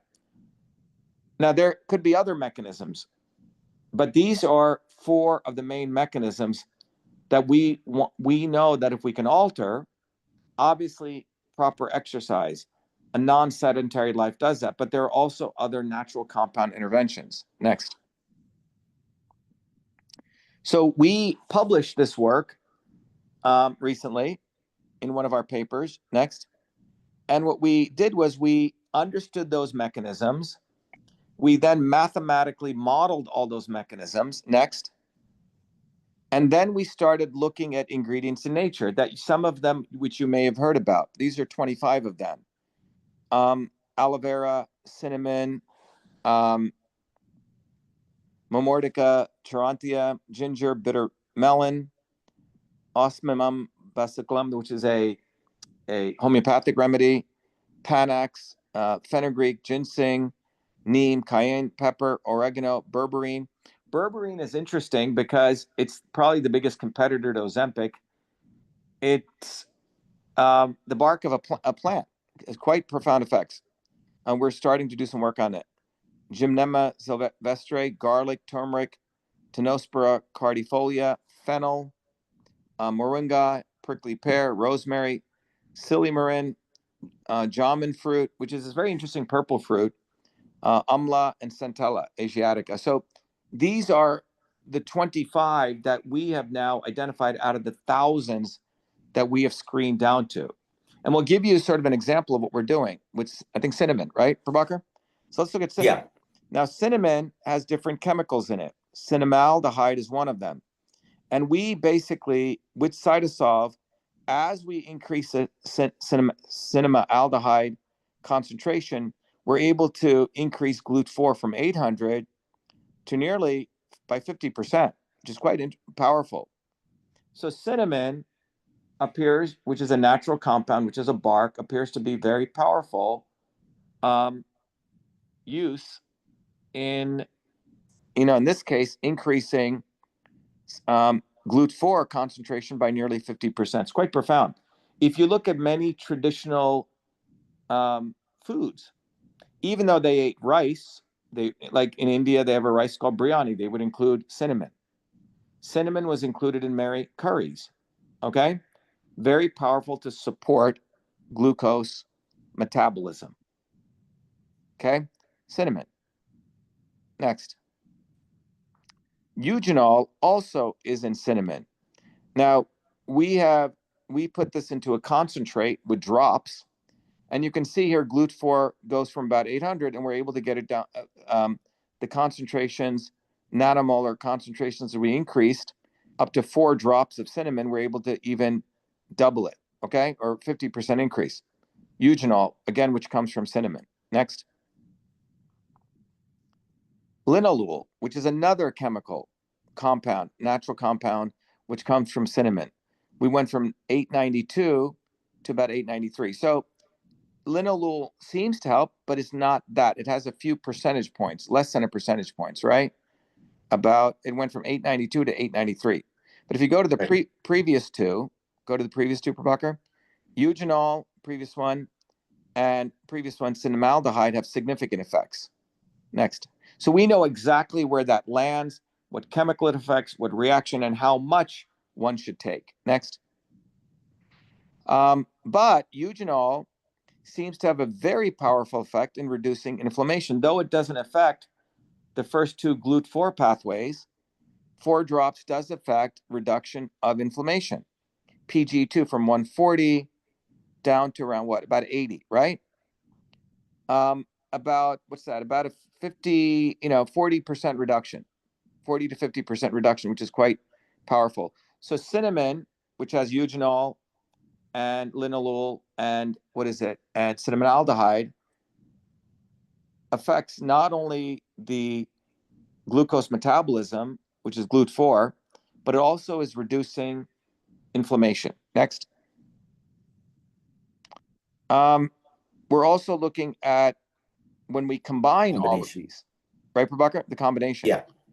So when we combine all of these, which is, if you were to find those 4 chemicals, if we were to take the extracts, the eugenol, the linalool, etc., look what happens. We're able to double GLUT4 concentration, okay? From 800 to 1600. Next. So that's just one example. So we are now working on, we just wanted to sort of inspire you guys to understand that's just one. We are now looking at all of those 20 things in nature, the particular compounds, and we have discovered some powerful combinations that, in our view, are as good or better than the synthetic stuff that you're getting from Big Pharma without all their side effects. So think about what we're saying. Natural compounds in the right combination. But more importantly, what we have uncovered is there's 23 different types of diabetes when you map out these molecular pathways and integrating Eastern and the Eastern approaches in our approach. So this is why the big announcement we want to make is we are going to be launching very soon a diabetes systems health community for all of anyone here. We're obviously, we're not waiting for the government to invest in us. We're not waiting for VCs or venture capitalists, but we're going to create our own online community. We're going to charge something small. It's a way that everyone can contribute to the research and everything we're doing, where we're funding it ourselves right now. Those of you who know friends with a lot of money, they can donate. But in this community, we will share all of this research. We have many more. We will have our systems health educators in this program, human beings who will help you, educate you to assess which one of those diabetes you have for your body type and which are the right lifestyles that are good for you, which are the right protocols, which are the right combinations we're uncovering. Think about what we're doing, guys. We're going to run a parallel educational system with their failed medical system. We don't want to compete with their medical system. We're going to focus on education and community. We, the people. So we just wanted to let you know we built the infrastructure. We can do this all day long, but we need you now to get off your butts and support us. And get all those people who want to solve diabetes coming to us. If they think Elon Musk and Booby fucking Kennedy's going to help them, great. We're not going to help them. Go there. So we are going to be a little bit, quote unquote, community selfish. You want to support Truth Freedom Health? These communities are going to support those people who want to support the movement because it is Truth Freedom Health. We got to attack health by understanding the politics. Next. And so we are going to produce a series of these interventions, but it's not just going to be just products. It's going to be people helping other people. And it's going to be the science, which we'll share every day, every week. CytoSolve will be making new discoveries versus these stupid YouTube videos, which just don't share anything. They're just garbage. There's so many YouTube videos out there. People don't have any framework to understand what's real and what isn't. But in our diabetes systems health community, you will have people, new findings, new understandings, new combinations, personalized to support you educationally. So that's what we're doing, guys. And we're going to do this across everything. We're not going to fuck around and wait to just whine about the swarm. We will attack the swarm and expose them. And all of you should become Truth Freedom Health Warrior Scholars, all 90 plus of you. If you're not, it's a way you can support us. Please don't be a parasite, just consume information, because you have 2 PhDs who do this as a noble service to the community while we have other full-time jobs to do. So support us. Open up your wallets for yourself and support us. I'm sure you spend a lot of money on other shit, but support us. Next. So how can you help? Next. You can buy our products. Buy CytoSolve. We put it right back into our research. You can fund our CytoSolve research. Those of you who've had people with diabetes, and we'll show you how to do this. You can become an affiliate.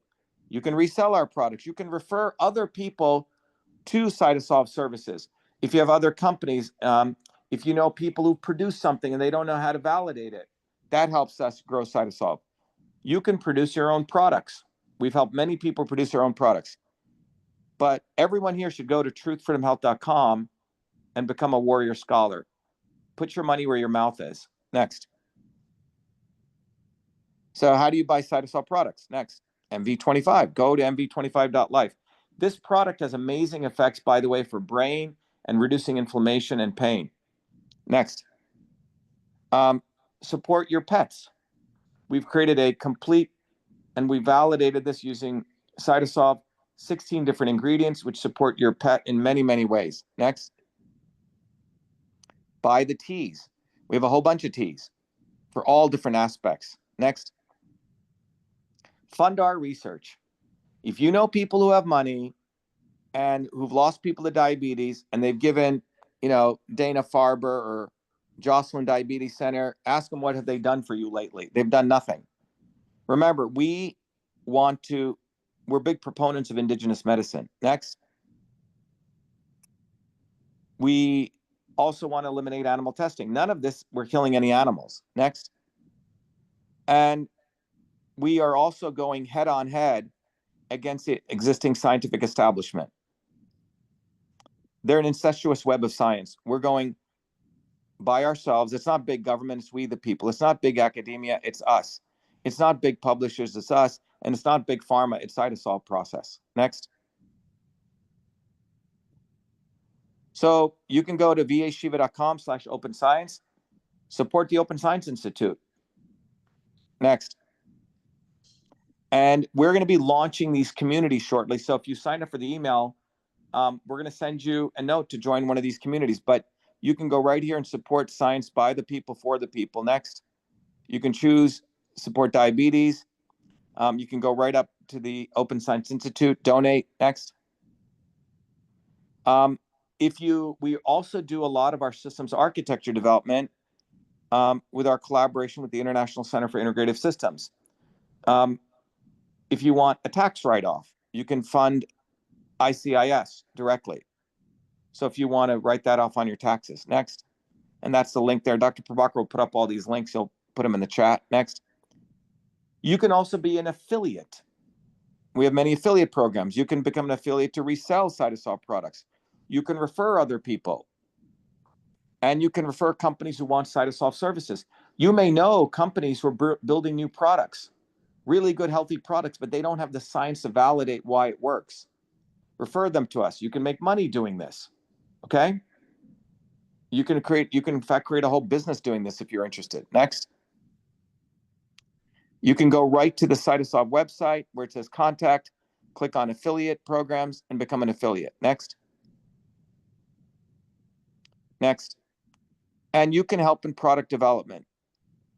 You use CytoSolve to develop new products. If you have a new product, new ideas, we'll help you do the research, build products with our platform. Next.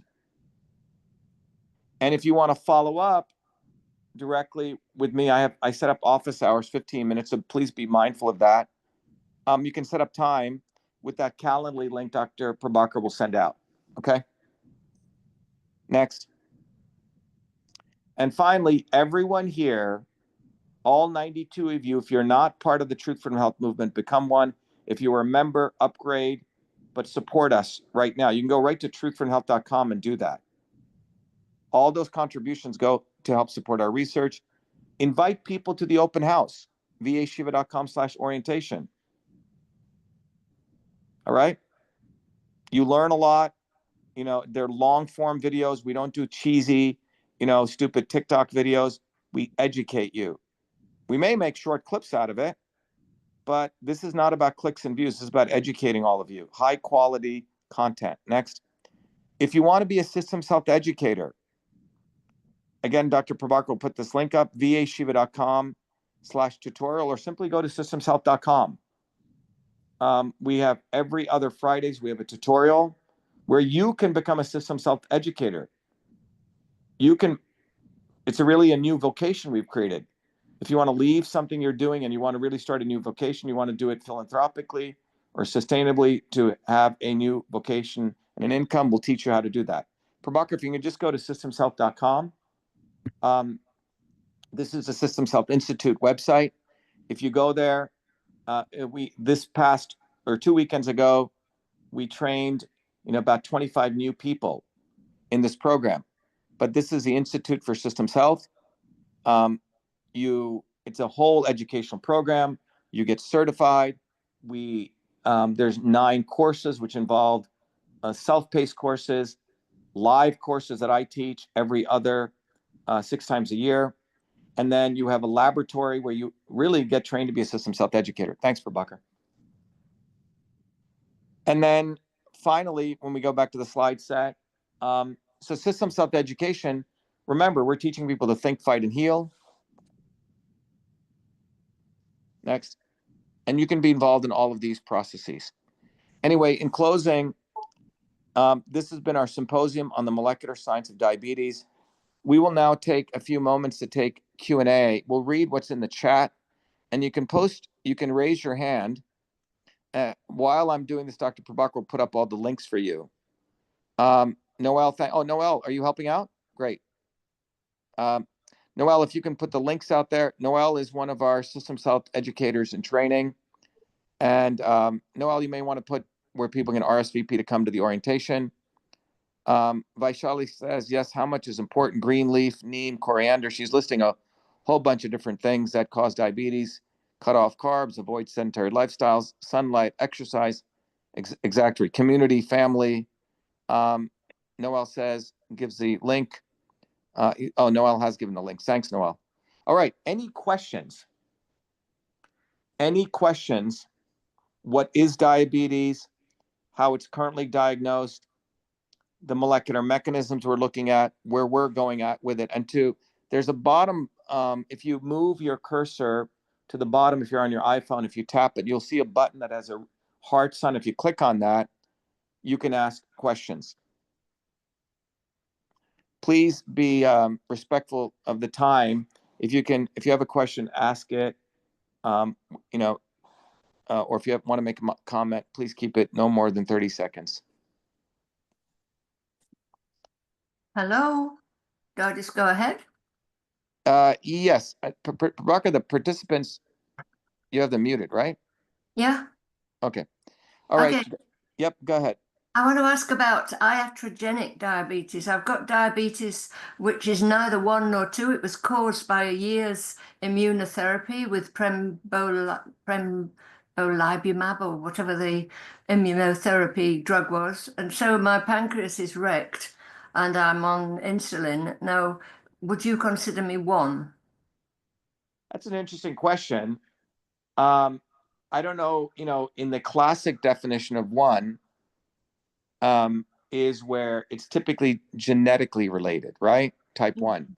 So this is obviously it seems it has the same phenotype as 1, meaning your pancreas is not producing insulin anymore, right? True. Yeah. What I would be very interested is using CytoSolve to understand how this drug caused that damage.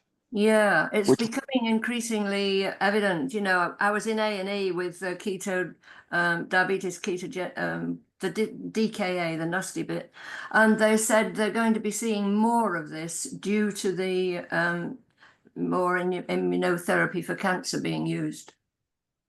Yeah. Hey, I think if you guys are interested, so just to understand, with CytoSolve, we could first of all, when you have a drug like that out there, we could understand which target it hits. Right. And we Pembrolizumab was the name of the. Yeah, so we could map out which molecular pathways. Was this in the adverse reactions to that drug? Was this listed that it could cause? I think it's known about, but they said it was rare and I was just unlucky. I don't know the stats. Okay.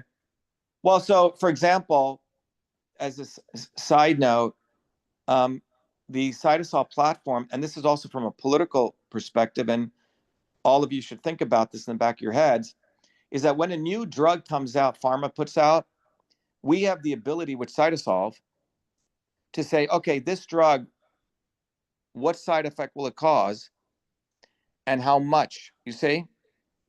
If that had been known, they could have tested it over the years.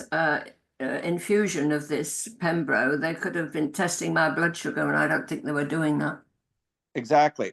The other thing is, when pharma says it's rare, with our technology, we could identify which people it may cause. You see?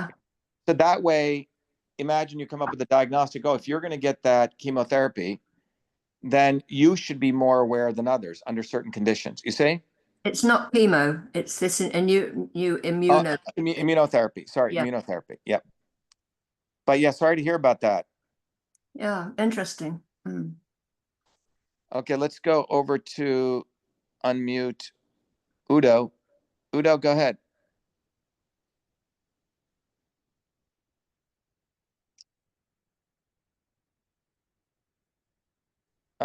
To unmute, you have to hit, I asked to unmute. Udo, I guess maybe something. Okay, I think now you got me, right? Yeah. Okay, so you might have said this, but and I missed it. But when you measure the effects of eugenol in 1 drop, 2 drop, 3 drop, 4 drop, or turmeric plus whatever else you had, what are you testing it on? Oh, so we're testing it on those pathways, okay? And but are you so you don't need to use animals or people to test it and measure it? Yeah. So think about what we're doing, Udo, is from a biochemical standpoint, right? You have these molecular pathways, right? Yep. So we know where those pathways are and the mechanics. So each one of those pathways, Udo, we are converting to specific differential equations. So there's systems of differential equations. It's stoichiometry that is done in your typical high school chemistry class. Mm-hmm. The problem is when you have so many equations occurring in different compartments in the cell, this becomes very complicated to account for and maintain. Yep. So that is what our framework allows you to do. So each one of those individual equations, when you wrote your book, right? You have all those little chemical pathways, right? How fatty acid affect. Yeah. So all those particular mechanisms we know are individual pieces of scientific truth, right? Like the arachidonic acid pathway or inflammation pathways. Those little equations, now the problem when you do it in a cell, a particular like the pancreas, right? The cell itself has compartments. It has a mitochondria.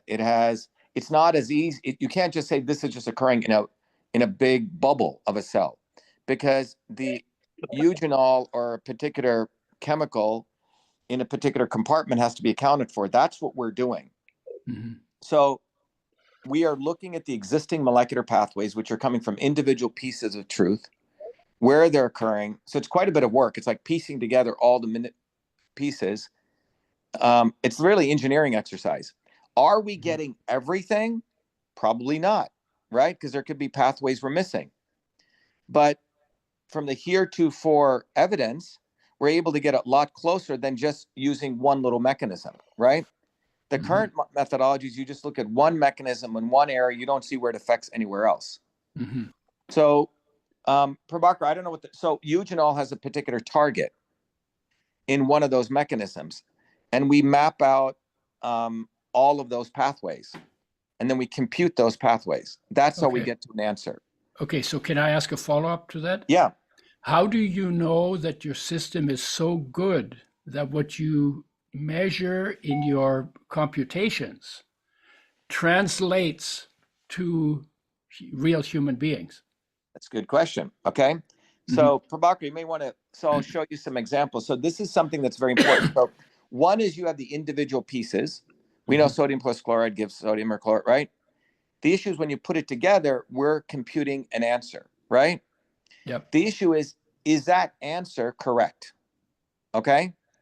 Okay. So let's just stop before we go. I show you this paper. So the question is, when you mix a bunch of compounds together, food today, how do you know, or you take a bunch of vitamins today, right? How do you know that's accurately being done today? How do you know that, right? When you mix a whole bunch of stuff. In the current pharmaceutical world, they can only do a single so if you do a clinical trial, right? You give typically one compound and you have to do it under very precise conditions, right? This compound, and then you do a phase 1 trial and a phase 2 trial and a phase 3 trial. What happens when you mix 3 compounds together? You don't know. Well, if you don't know from the research, you don't know.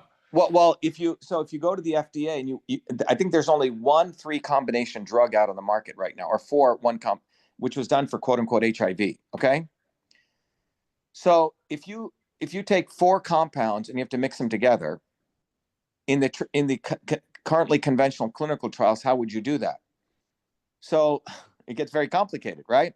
Let's say each compound had 10 different dosages, 10 times 10 times 10 times 10. So 1,000 different combinations of drugs you could create. You follow? So you would have to create 1,000 different clinical trial groups. Yep.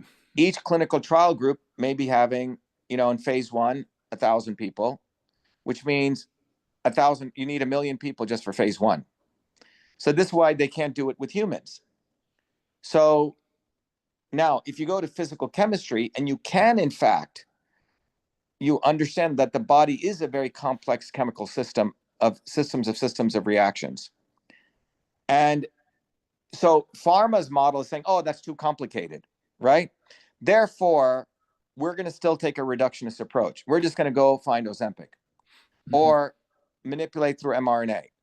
What we're saying is, okay, we do believe in physical chemistry, not believe, we know physical chemistry, there's pieces of truth. How do you integrate those together? Well, that was seen as a holy grail, Udo, that people said you cannot do that. Impossible. That was what CytoSolve is. And then you did it.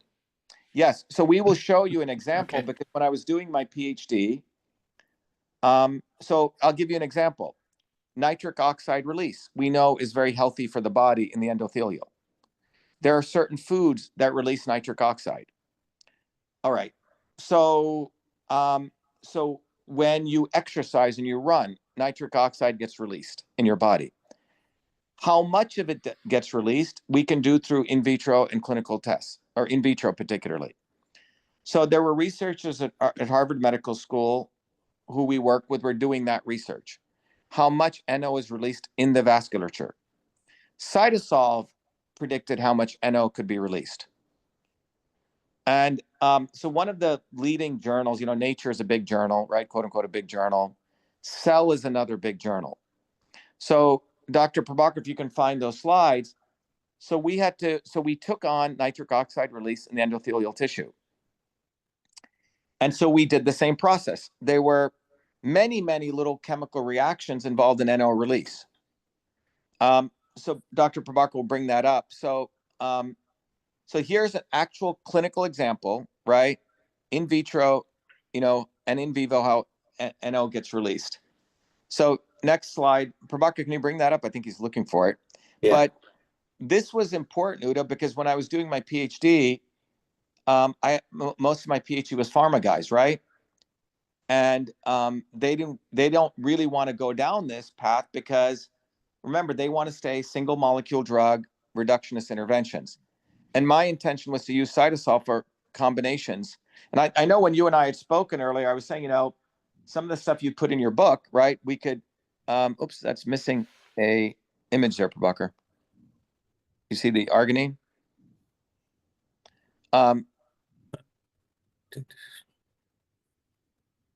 Is that, do you have it in another slide? I don't think, but anyway, Yeah, maybe you have it there. Okay. So you got it? Okay. All right. So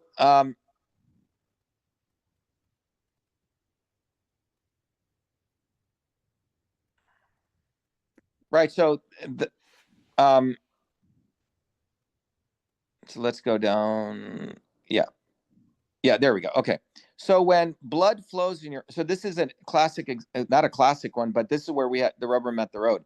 So when you exercise, blood flow. So that, by the way, we're looking at a single capillary in your body. Okay. When blood flows, the blood is flowing in your capillaries. Okay.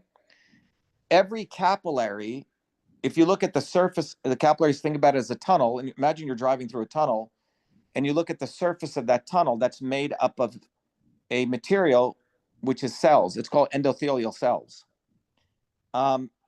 These are the surface of your capillaries, no different than the bathroom tiles in your bathroom. Okay.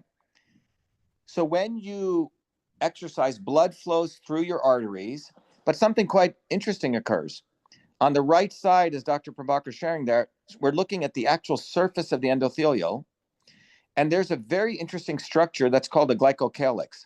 Now, up until 10 years ago, it was 10 more now, 2000. When I was doing this research in 2007, people didn't believe that, no one believed the glycocalyx existed, but cell biologists discovered it. It looks like a Christmas tree, and it's a mechanotransducer. So when blood flows over the glycocalyx, it moves. And the movement, those of you gone through our course, we have something called transduction or conversion process. The movement converts mechanical energy, which is a flow, it's called shear stress, into a chemical process. And in the presence of a very important enzyme called eNOS, endothelial nitric oxide synthase, that motion of the blood converts arginine in the presence of the motion and endothelial nitric oxide synthase. The arginine gets converted to NO and citrulline. Okay. A lot of bodybuilders will take arginine to have the vasodilator effect. And by the way, vasodilation, this was the basis of creating the drug Viagra, believe it or not, to create NO release. Okay. So nitric oxide is very healthy. It vasodilates, right?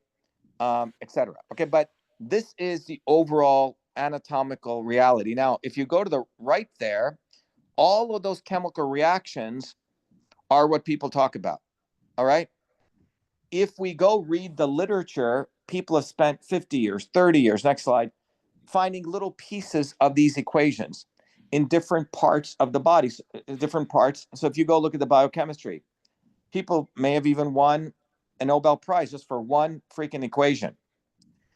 Now, if you said, I want to integrate all of these equations to produce a detailed chemical, biochemical pathway. And by the way, they're not just occurring in one area, they could be occurring in different parts of the cell. How would you do that? Well, that's what CytoSolve technology. So we integrated all of these pieces. Next. And then the question is, to Udo's question, is this real? Is it garbage in, garbage out? Next slide. So here we're looking over time. We call it in silico. That is the relative amount of mRNA concentration, eNOS. So eNOS is the endothelial nitric oxide synthase, mRNA concentration, because you need that to produce arginine. So we're actually calculating that from shear stress flow. And this is a curve that we're predicting. Next slide, is this true? So that is the actual results from wet lab results done by Andrew Koo at Harvard Medical School. Okay, same thing here. Next slide, we're actually looking at the eNOS protein concentration. Next, and this is ours.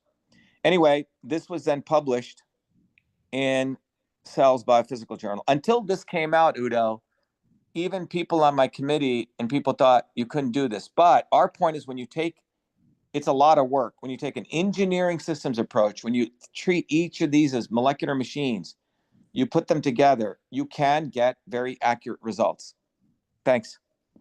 So the point is, and one of the big tests we did, Udo, was we mapped out all the pathways of apoptosis and cell proliferation. And we did this as a fun exercise. We said, could we actually create a 2 combination drug that was as good as big pharma?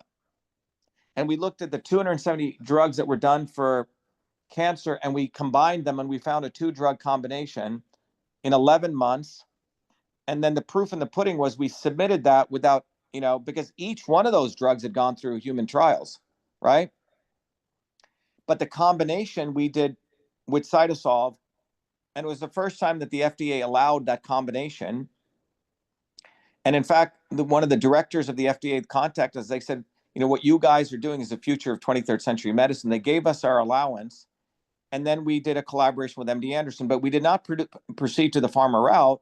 But I wanted to show that we could do this and get results. Happened in Vietnam. Oh, We were open to another way. The Oops.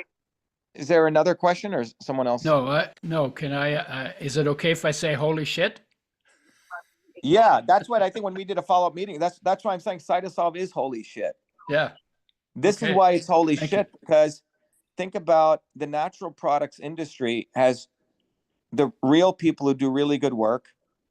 And then there's this whole other set of people just throwing crap together, right? Mm-hmm. Mercola and all these guys, okay? And our view is when we launched CytoSolve, we thought many of the natural products companies would want to work with us, Udo. And some of them did, but many of them did not because they were afraid that we would find out their shit didn't work. Because we're about to sign a very big deal with a multi-level marketing Chinese medicine company. I won't mention who they are in California, multi-billion-dollar company. Mm-hmm. And we said, look, you have all these products. We can help you validate if your stuff works. And we were very naive. The owner was from the traditional world. The son went through medical school and he was very interested. So we were literally on the day of signing our contract. He said, my father doesn't want to do this. I support everything you guys are doing. He's afraid you guys may show our products don't work. Okay. But then you could make them products that do. That's what I'm trying to say. And that's what we're doing. Yeah, you got it. So this becomes a scientific source of truth. Our view also is, in all full disclosure, if someone says, oh, you got that pathway wrong, great, give us what you have and we can plug and play it. Mm-hmm. So we can say, if we're wrong, tell us. And that's what I did with the GMO work, Udo. I mapped out all the molecular pathways of genetic engineering and how it affects glutathione synthesis. Mm-hmm. And we went to Monsanto. We said, show us what's wrong here. Silence, crickets. Mm-hmm. So we have created an open science platform in the sense we could publish all of our molecular mechanisms. We know exactly where they came from. And we could say, look, this is how we computed this result. Right now, they don't have a way of doing this unless you kill 1,000 human beings or 1 million human beings or 1 billion animals. So what is the next way is using physical. What I love about biochemistry and physical chemistry is the individual pieces have been tested with a lot of work. I mean, you know how much effort it takes to do one little chemical stuff. So I love chemical engineers. I love physical chemists because I think they do God's work in a sense. And what we're doing is we're doing the systems work of putting them together. If anything that we're finding is wrong, tell us which one is wrong. If you have it, so let's say 2 labs found sodium plus chloride leads to a different amount of sodium chloride under different conditions, because maybe the pH was different, we can simulate that. So what we're saying is we have a framework to discover these combinations. Are we perfect? No, but there's nothing else that comes close to this. Got it. Yeah. So that's why Thank you. Udo, I think you get this because, by the way, Udo wrote like the book on fatty acids in the world. It's like the Bible. And he did it from a biochemical standpoint. And I read your book many, many years ago. It's been a long time, but I always want to work with people who want to do the chemistry, who want to go at truth. And I think the entire wellness industrial complex is going to become like the pharmaceutical industrial complex. They're going to just put some crap together, put a face on it, and push it out there. And what we're saying is we could bring honesty there. We could, in fact, bring honesty even to big pharma. There are certain like ivermectin, there are certain even chemical compounds that they've discovered that in combination can work. There could be certain very powerful chemotherapy agents that you could mix with turmeric, mix with bendazole, right? To affect, but then you can modulate it. What we're saying is we're not taking a religious approach. We're saying we have a framework to do this from a systems understanding. But they're involved in reductionism. They don't want to combine it. They don't want to do combination because we may actually find stuff in nature that works, which puts them out of business. That is much costlier and cheaper. And that's the issue. They have to go through the single combination therapies. So yeah, Udo, holy shit is, you got it. It is holy shit. But we could have just been in the pharma world, but I personally, and from a ethical standpoint, didn't want to do that. In just more honoring, these compounds. There's 10 to the power of 36 compounds in nature. Well, health was invented by nature, right? Exactly. And this is where I tell you something. Yes, this is where I think we started this whole discussion. We're at a critical standpoint. Do we believe that we are gods to dominate nature? Or do we believe we should understand how nature works and live in resonance with nature? And what we're saying, tools like CytoSolve, Systems Health, can help validate these ancient systems. And that's why I think we're at a very philosophical, this is what is that, like the Booby Kennedys, the Trumps, all these people. I mean, Booby Kennedy had investments in the mRNA, in a gene editing company. He wants to go down that route. They're going to use him as a face to support that reductionist, we can rule over nature world. And our movement is saying there's a different thing. And I think we're going to have humans and we're going to have machine humans. That's where we're headed towards. Thank you, Udo. Yeah, thank you. I'm glad you asked that question. So it allowed us to educate others. Thanks. Yeah, thank you. Gautam in New Delhi. Yeah, hi, Dr. Shiva. I've got a couple of questions. One's to do with diabetes, and then the other one's to do with CytoSolve. So, the diabetes question is actually I had a long chat with Noel as well about this. So he's actually probably contacted you for an answer for this. So I thought I'll directly ask you right now. So it's basically, how do you the 21 types of diabetes? So what is actually because I understand it's probably work in progress right now, but what is actual solution for identifying and fixing, and what is the pricing for this product or solution? That's the diabetes related question. And there's a cytosol related question, which is like, as in, where's the data coming from? How good is the data which is being fed into cytosol, all these papers, and then which you're using to build all these molecular pathways and the mathematical models? So that's basically my questions, really. Yeah, thank you. Yeah, so those are two very fundamental questions everyone asks. First of all, I don't know what the pricing is. Maybe you should help figure out the pricing with Noel, okay? We don't know. We haven't even time to think about that. But the nature, I think look, Western medicine likes to put labels on stuff. And once you have a label on something, then you can create a quote unquote product for that. This is a fundamental issue here. There's biochemical processes in your body. Nature likes to keep those biochemical processes at homeostasis. If we resonate with nature, our own inner and outer nature, we can maintain that homeostasis. Okay? Just review what I just said. There are biochemical processes in your body, varying amounts, a number of them, that may go out of quote unquote homeostasis. We have uncovered those biochemical processes, integrating traditional medicine with our approach. Those biochemical processes that go ORI, in our world, particular biochemical processes may be individualized to particular people's systems conditions. And those systems conditions we can map out using our systems health approach and integrating CytoSolve. So what that means is you can take an individual, you can say, hey, What's your HB, 1AC levels? Great. Okay, you quote unquote have what we call diabetes. We can then map out, figuring out which thing is off and what things they need to bring back into homeostasis. What should we charge for that? I don't know. You tell me. There's a whole new model here.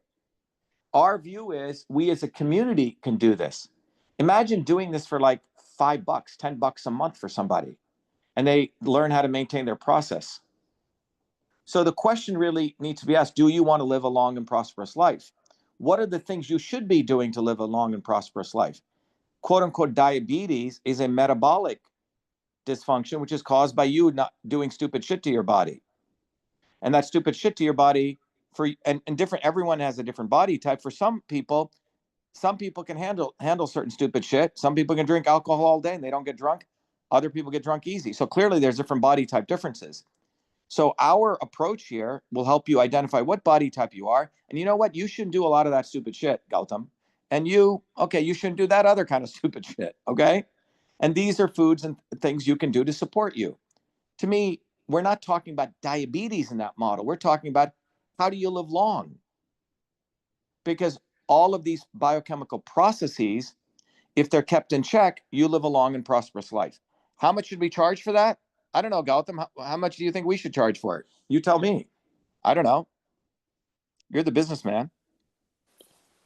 I don't know. It's big business. Like, my mother's diabetic, and like I said, she was quite ill recently, and she's on multiple drugs, and which is another thing which you mentioned earlier as well. Like, I don't know what studies they've done, that how all these multiple drugs, like 15, 20 drugs, work together in the human body. So yeah. So that's the other aspect, but.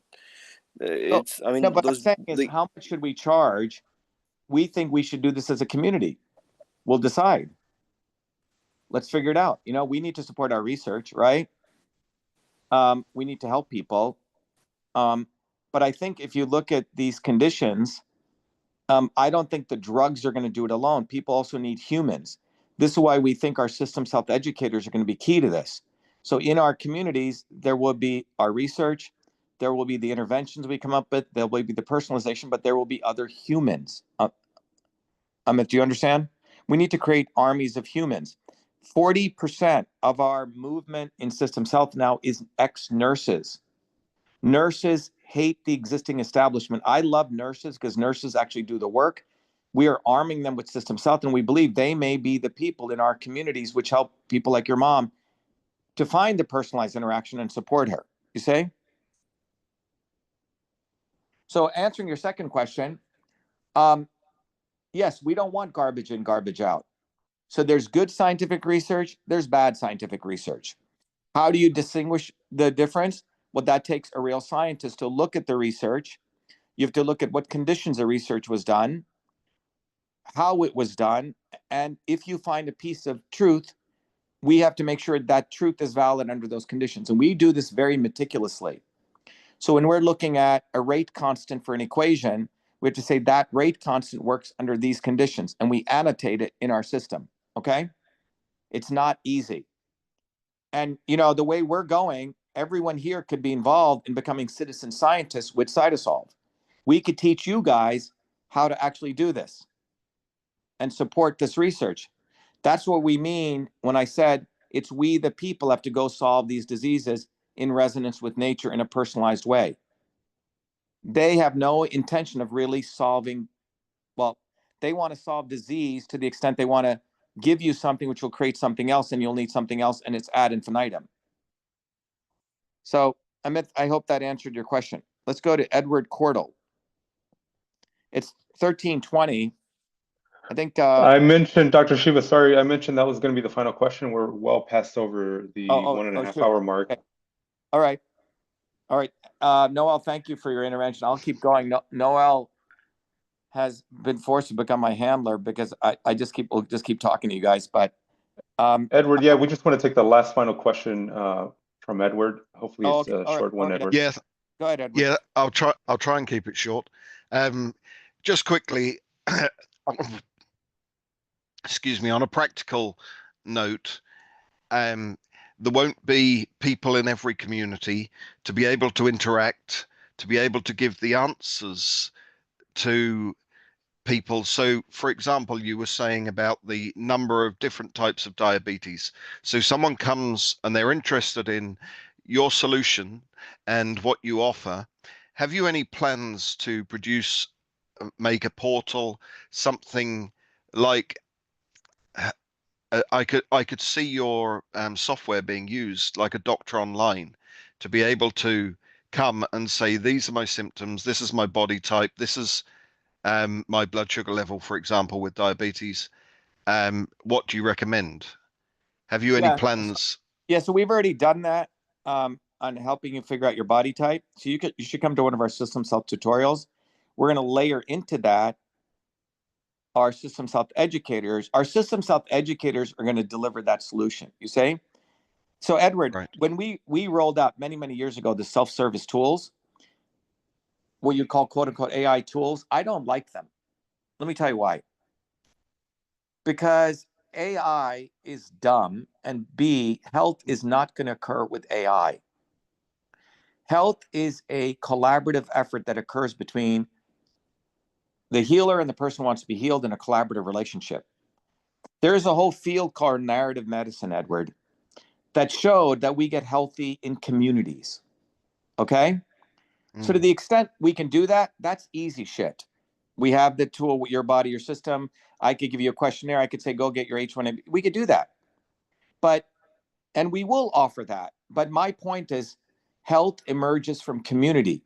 Because even if I did that, you're going to need people to say, hey, Edward, are you exercising? Are you supporting yourself? You see what I'm saying? It Yes. isn't the changings and the behaviors. It's A, B, C, awareness, behavior, and change. So we have health to thinking, look, Joseph Weizenbaum, who was one of my teachers back at MIT, he created ELISA in 1950. You could ask questions. All this AI shit ain't going to solve health. I'm telling you right now. It's not going to solve health. It's a reductionist form. It's machines. This is why I'm saying, yeah, we have the form. We have the thing. In fact, we rolled out your body, your system back in 2012. People would use it like a monkey using an ultrasound machine. You know, goo goo gaga. Ooh, this is my body type. Ooh, but no one did anything. You need humans to support humans to change behavior. You follow what I'm saying? Yes, I'm just. I'll tell you where I'm coming from. Yeah. I've just recently been. I'm borderline pre-diabetic. I've got to have another blood test. So I studied biomedical science years ago. I'm in a different field. I'm a minister now, but I'm interested in studying and learning and getting off my butt and doing something about it. So I know so I'm motivated. I'm seeking the information, but it's just finding it isn't easy. Who to believe, where you find the help you need. Right. So that's why, Edward, in this community, what we just shared with you, we taught you, first of all, what is diabetes, right? We taught you the concept of glycation. Who's teaching that? I understood that, yes. Okay. But we did it in a way because I enjoy teaching. I enjoy taking very complex concepts and making things simple because I actually care. You say? Yes. These people make things so fucking. I bet you most doctors don't even know what the fuck diabetes is. No, they don't. Right. So in this hour and a half, you actually understand what diabetes is. Now, with that knowledge, what we're doing is we're looking at the existing work that's been done and we're mapping out the system's architecture. Okay. Prabhakar may bring up the AML one. So we haven't disclosed this yet. We did this for leukemia. We mapped out every molecular pathway that's involved. So now you say, oh, those are all the things that are involved in quote unquote diabetes. You say? And it's a big machine. Oh, over here, I have a proclivity for this gear and this gear failing that would cause this. You say? So for me, what should I do? You see what I'm saying? Yes. That's where we want to help you, Edward Cordell, right? You'll come in, you'll first of all understand what is diabetes. You'll understand, oh, this is all the research CytoSolve's doing. So you will feel like, okay, I can trust this. Like, for example, look at this paper we published, okay? Yeah. We looked at every molecular reaction involved in amyloid leukemia. And we did this on our own. Stanford gets fucking $100 million. Look at what we did. This is the first molecular systems map of AML. We went to the #1 researcher at Stanford. She frankly did very little work. We did all the work, but she blessed us. She said, wow, this is great work. Okay. Yes. So this is what we're doing for diabetes. It will change as the research changes, right? But we will have the curated repository in this community of everything that's going on. You follow? Yes. We should be funded billions of dollars to do this, Edward. Why isn't the I government agree. doing this? Why isn't NIH doing this? Why isn't NHS doing this? Why? Why do we in Cambridge with fucking nothing, no major bank account doing this on our own? Because we fucking care and we want to go solve this disease. And that's why I'm imploring all of you, get off your butts and help us. So in these communities, you know, we just submitted a major paper, knock on wood, in ALS, Lou Gehrig's disease. Okay.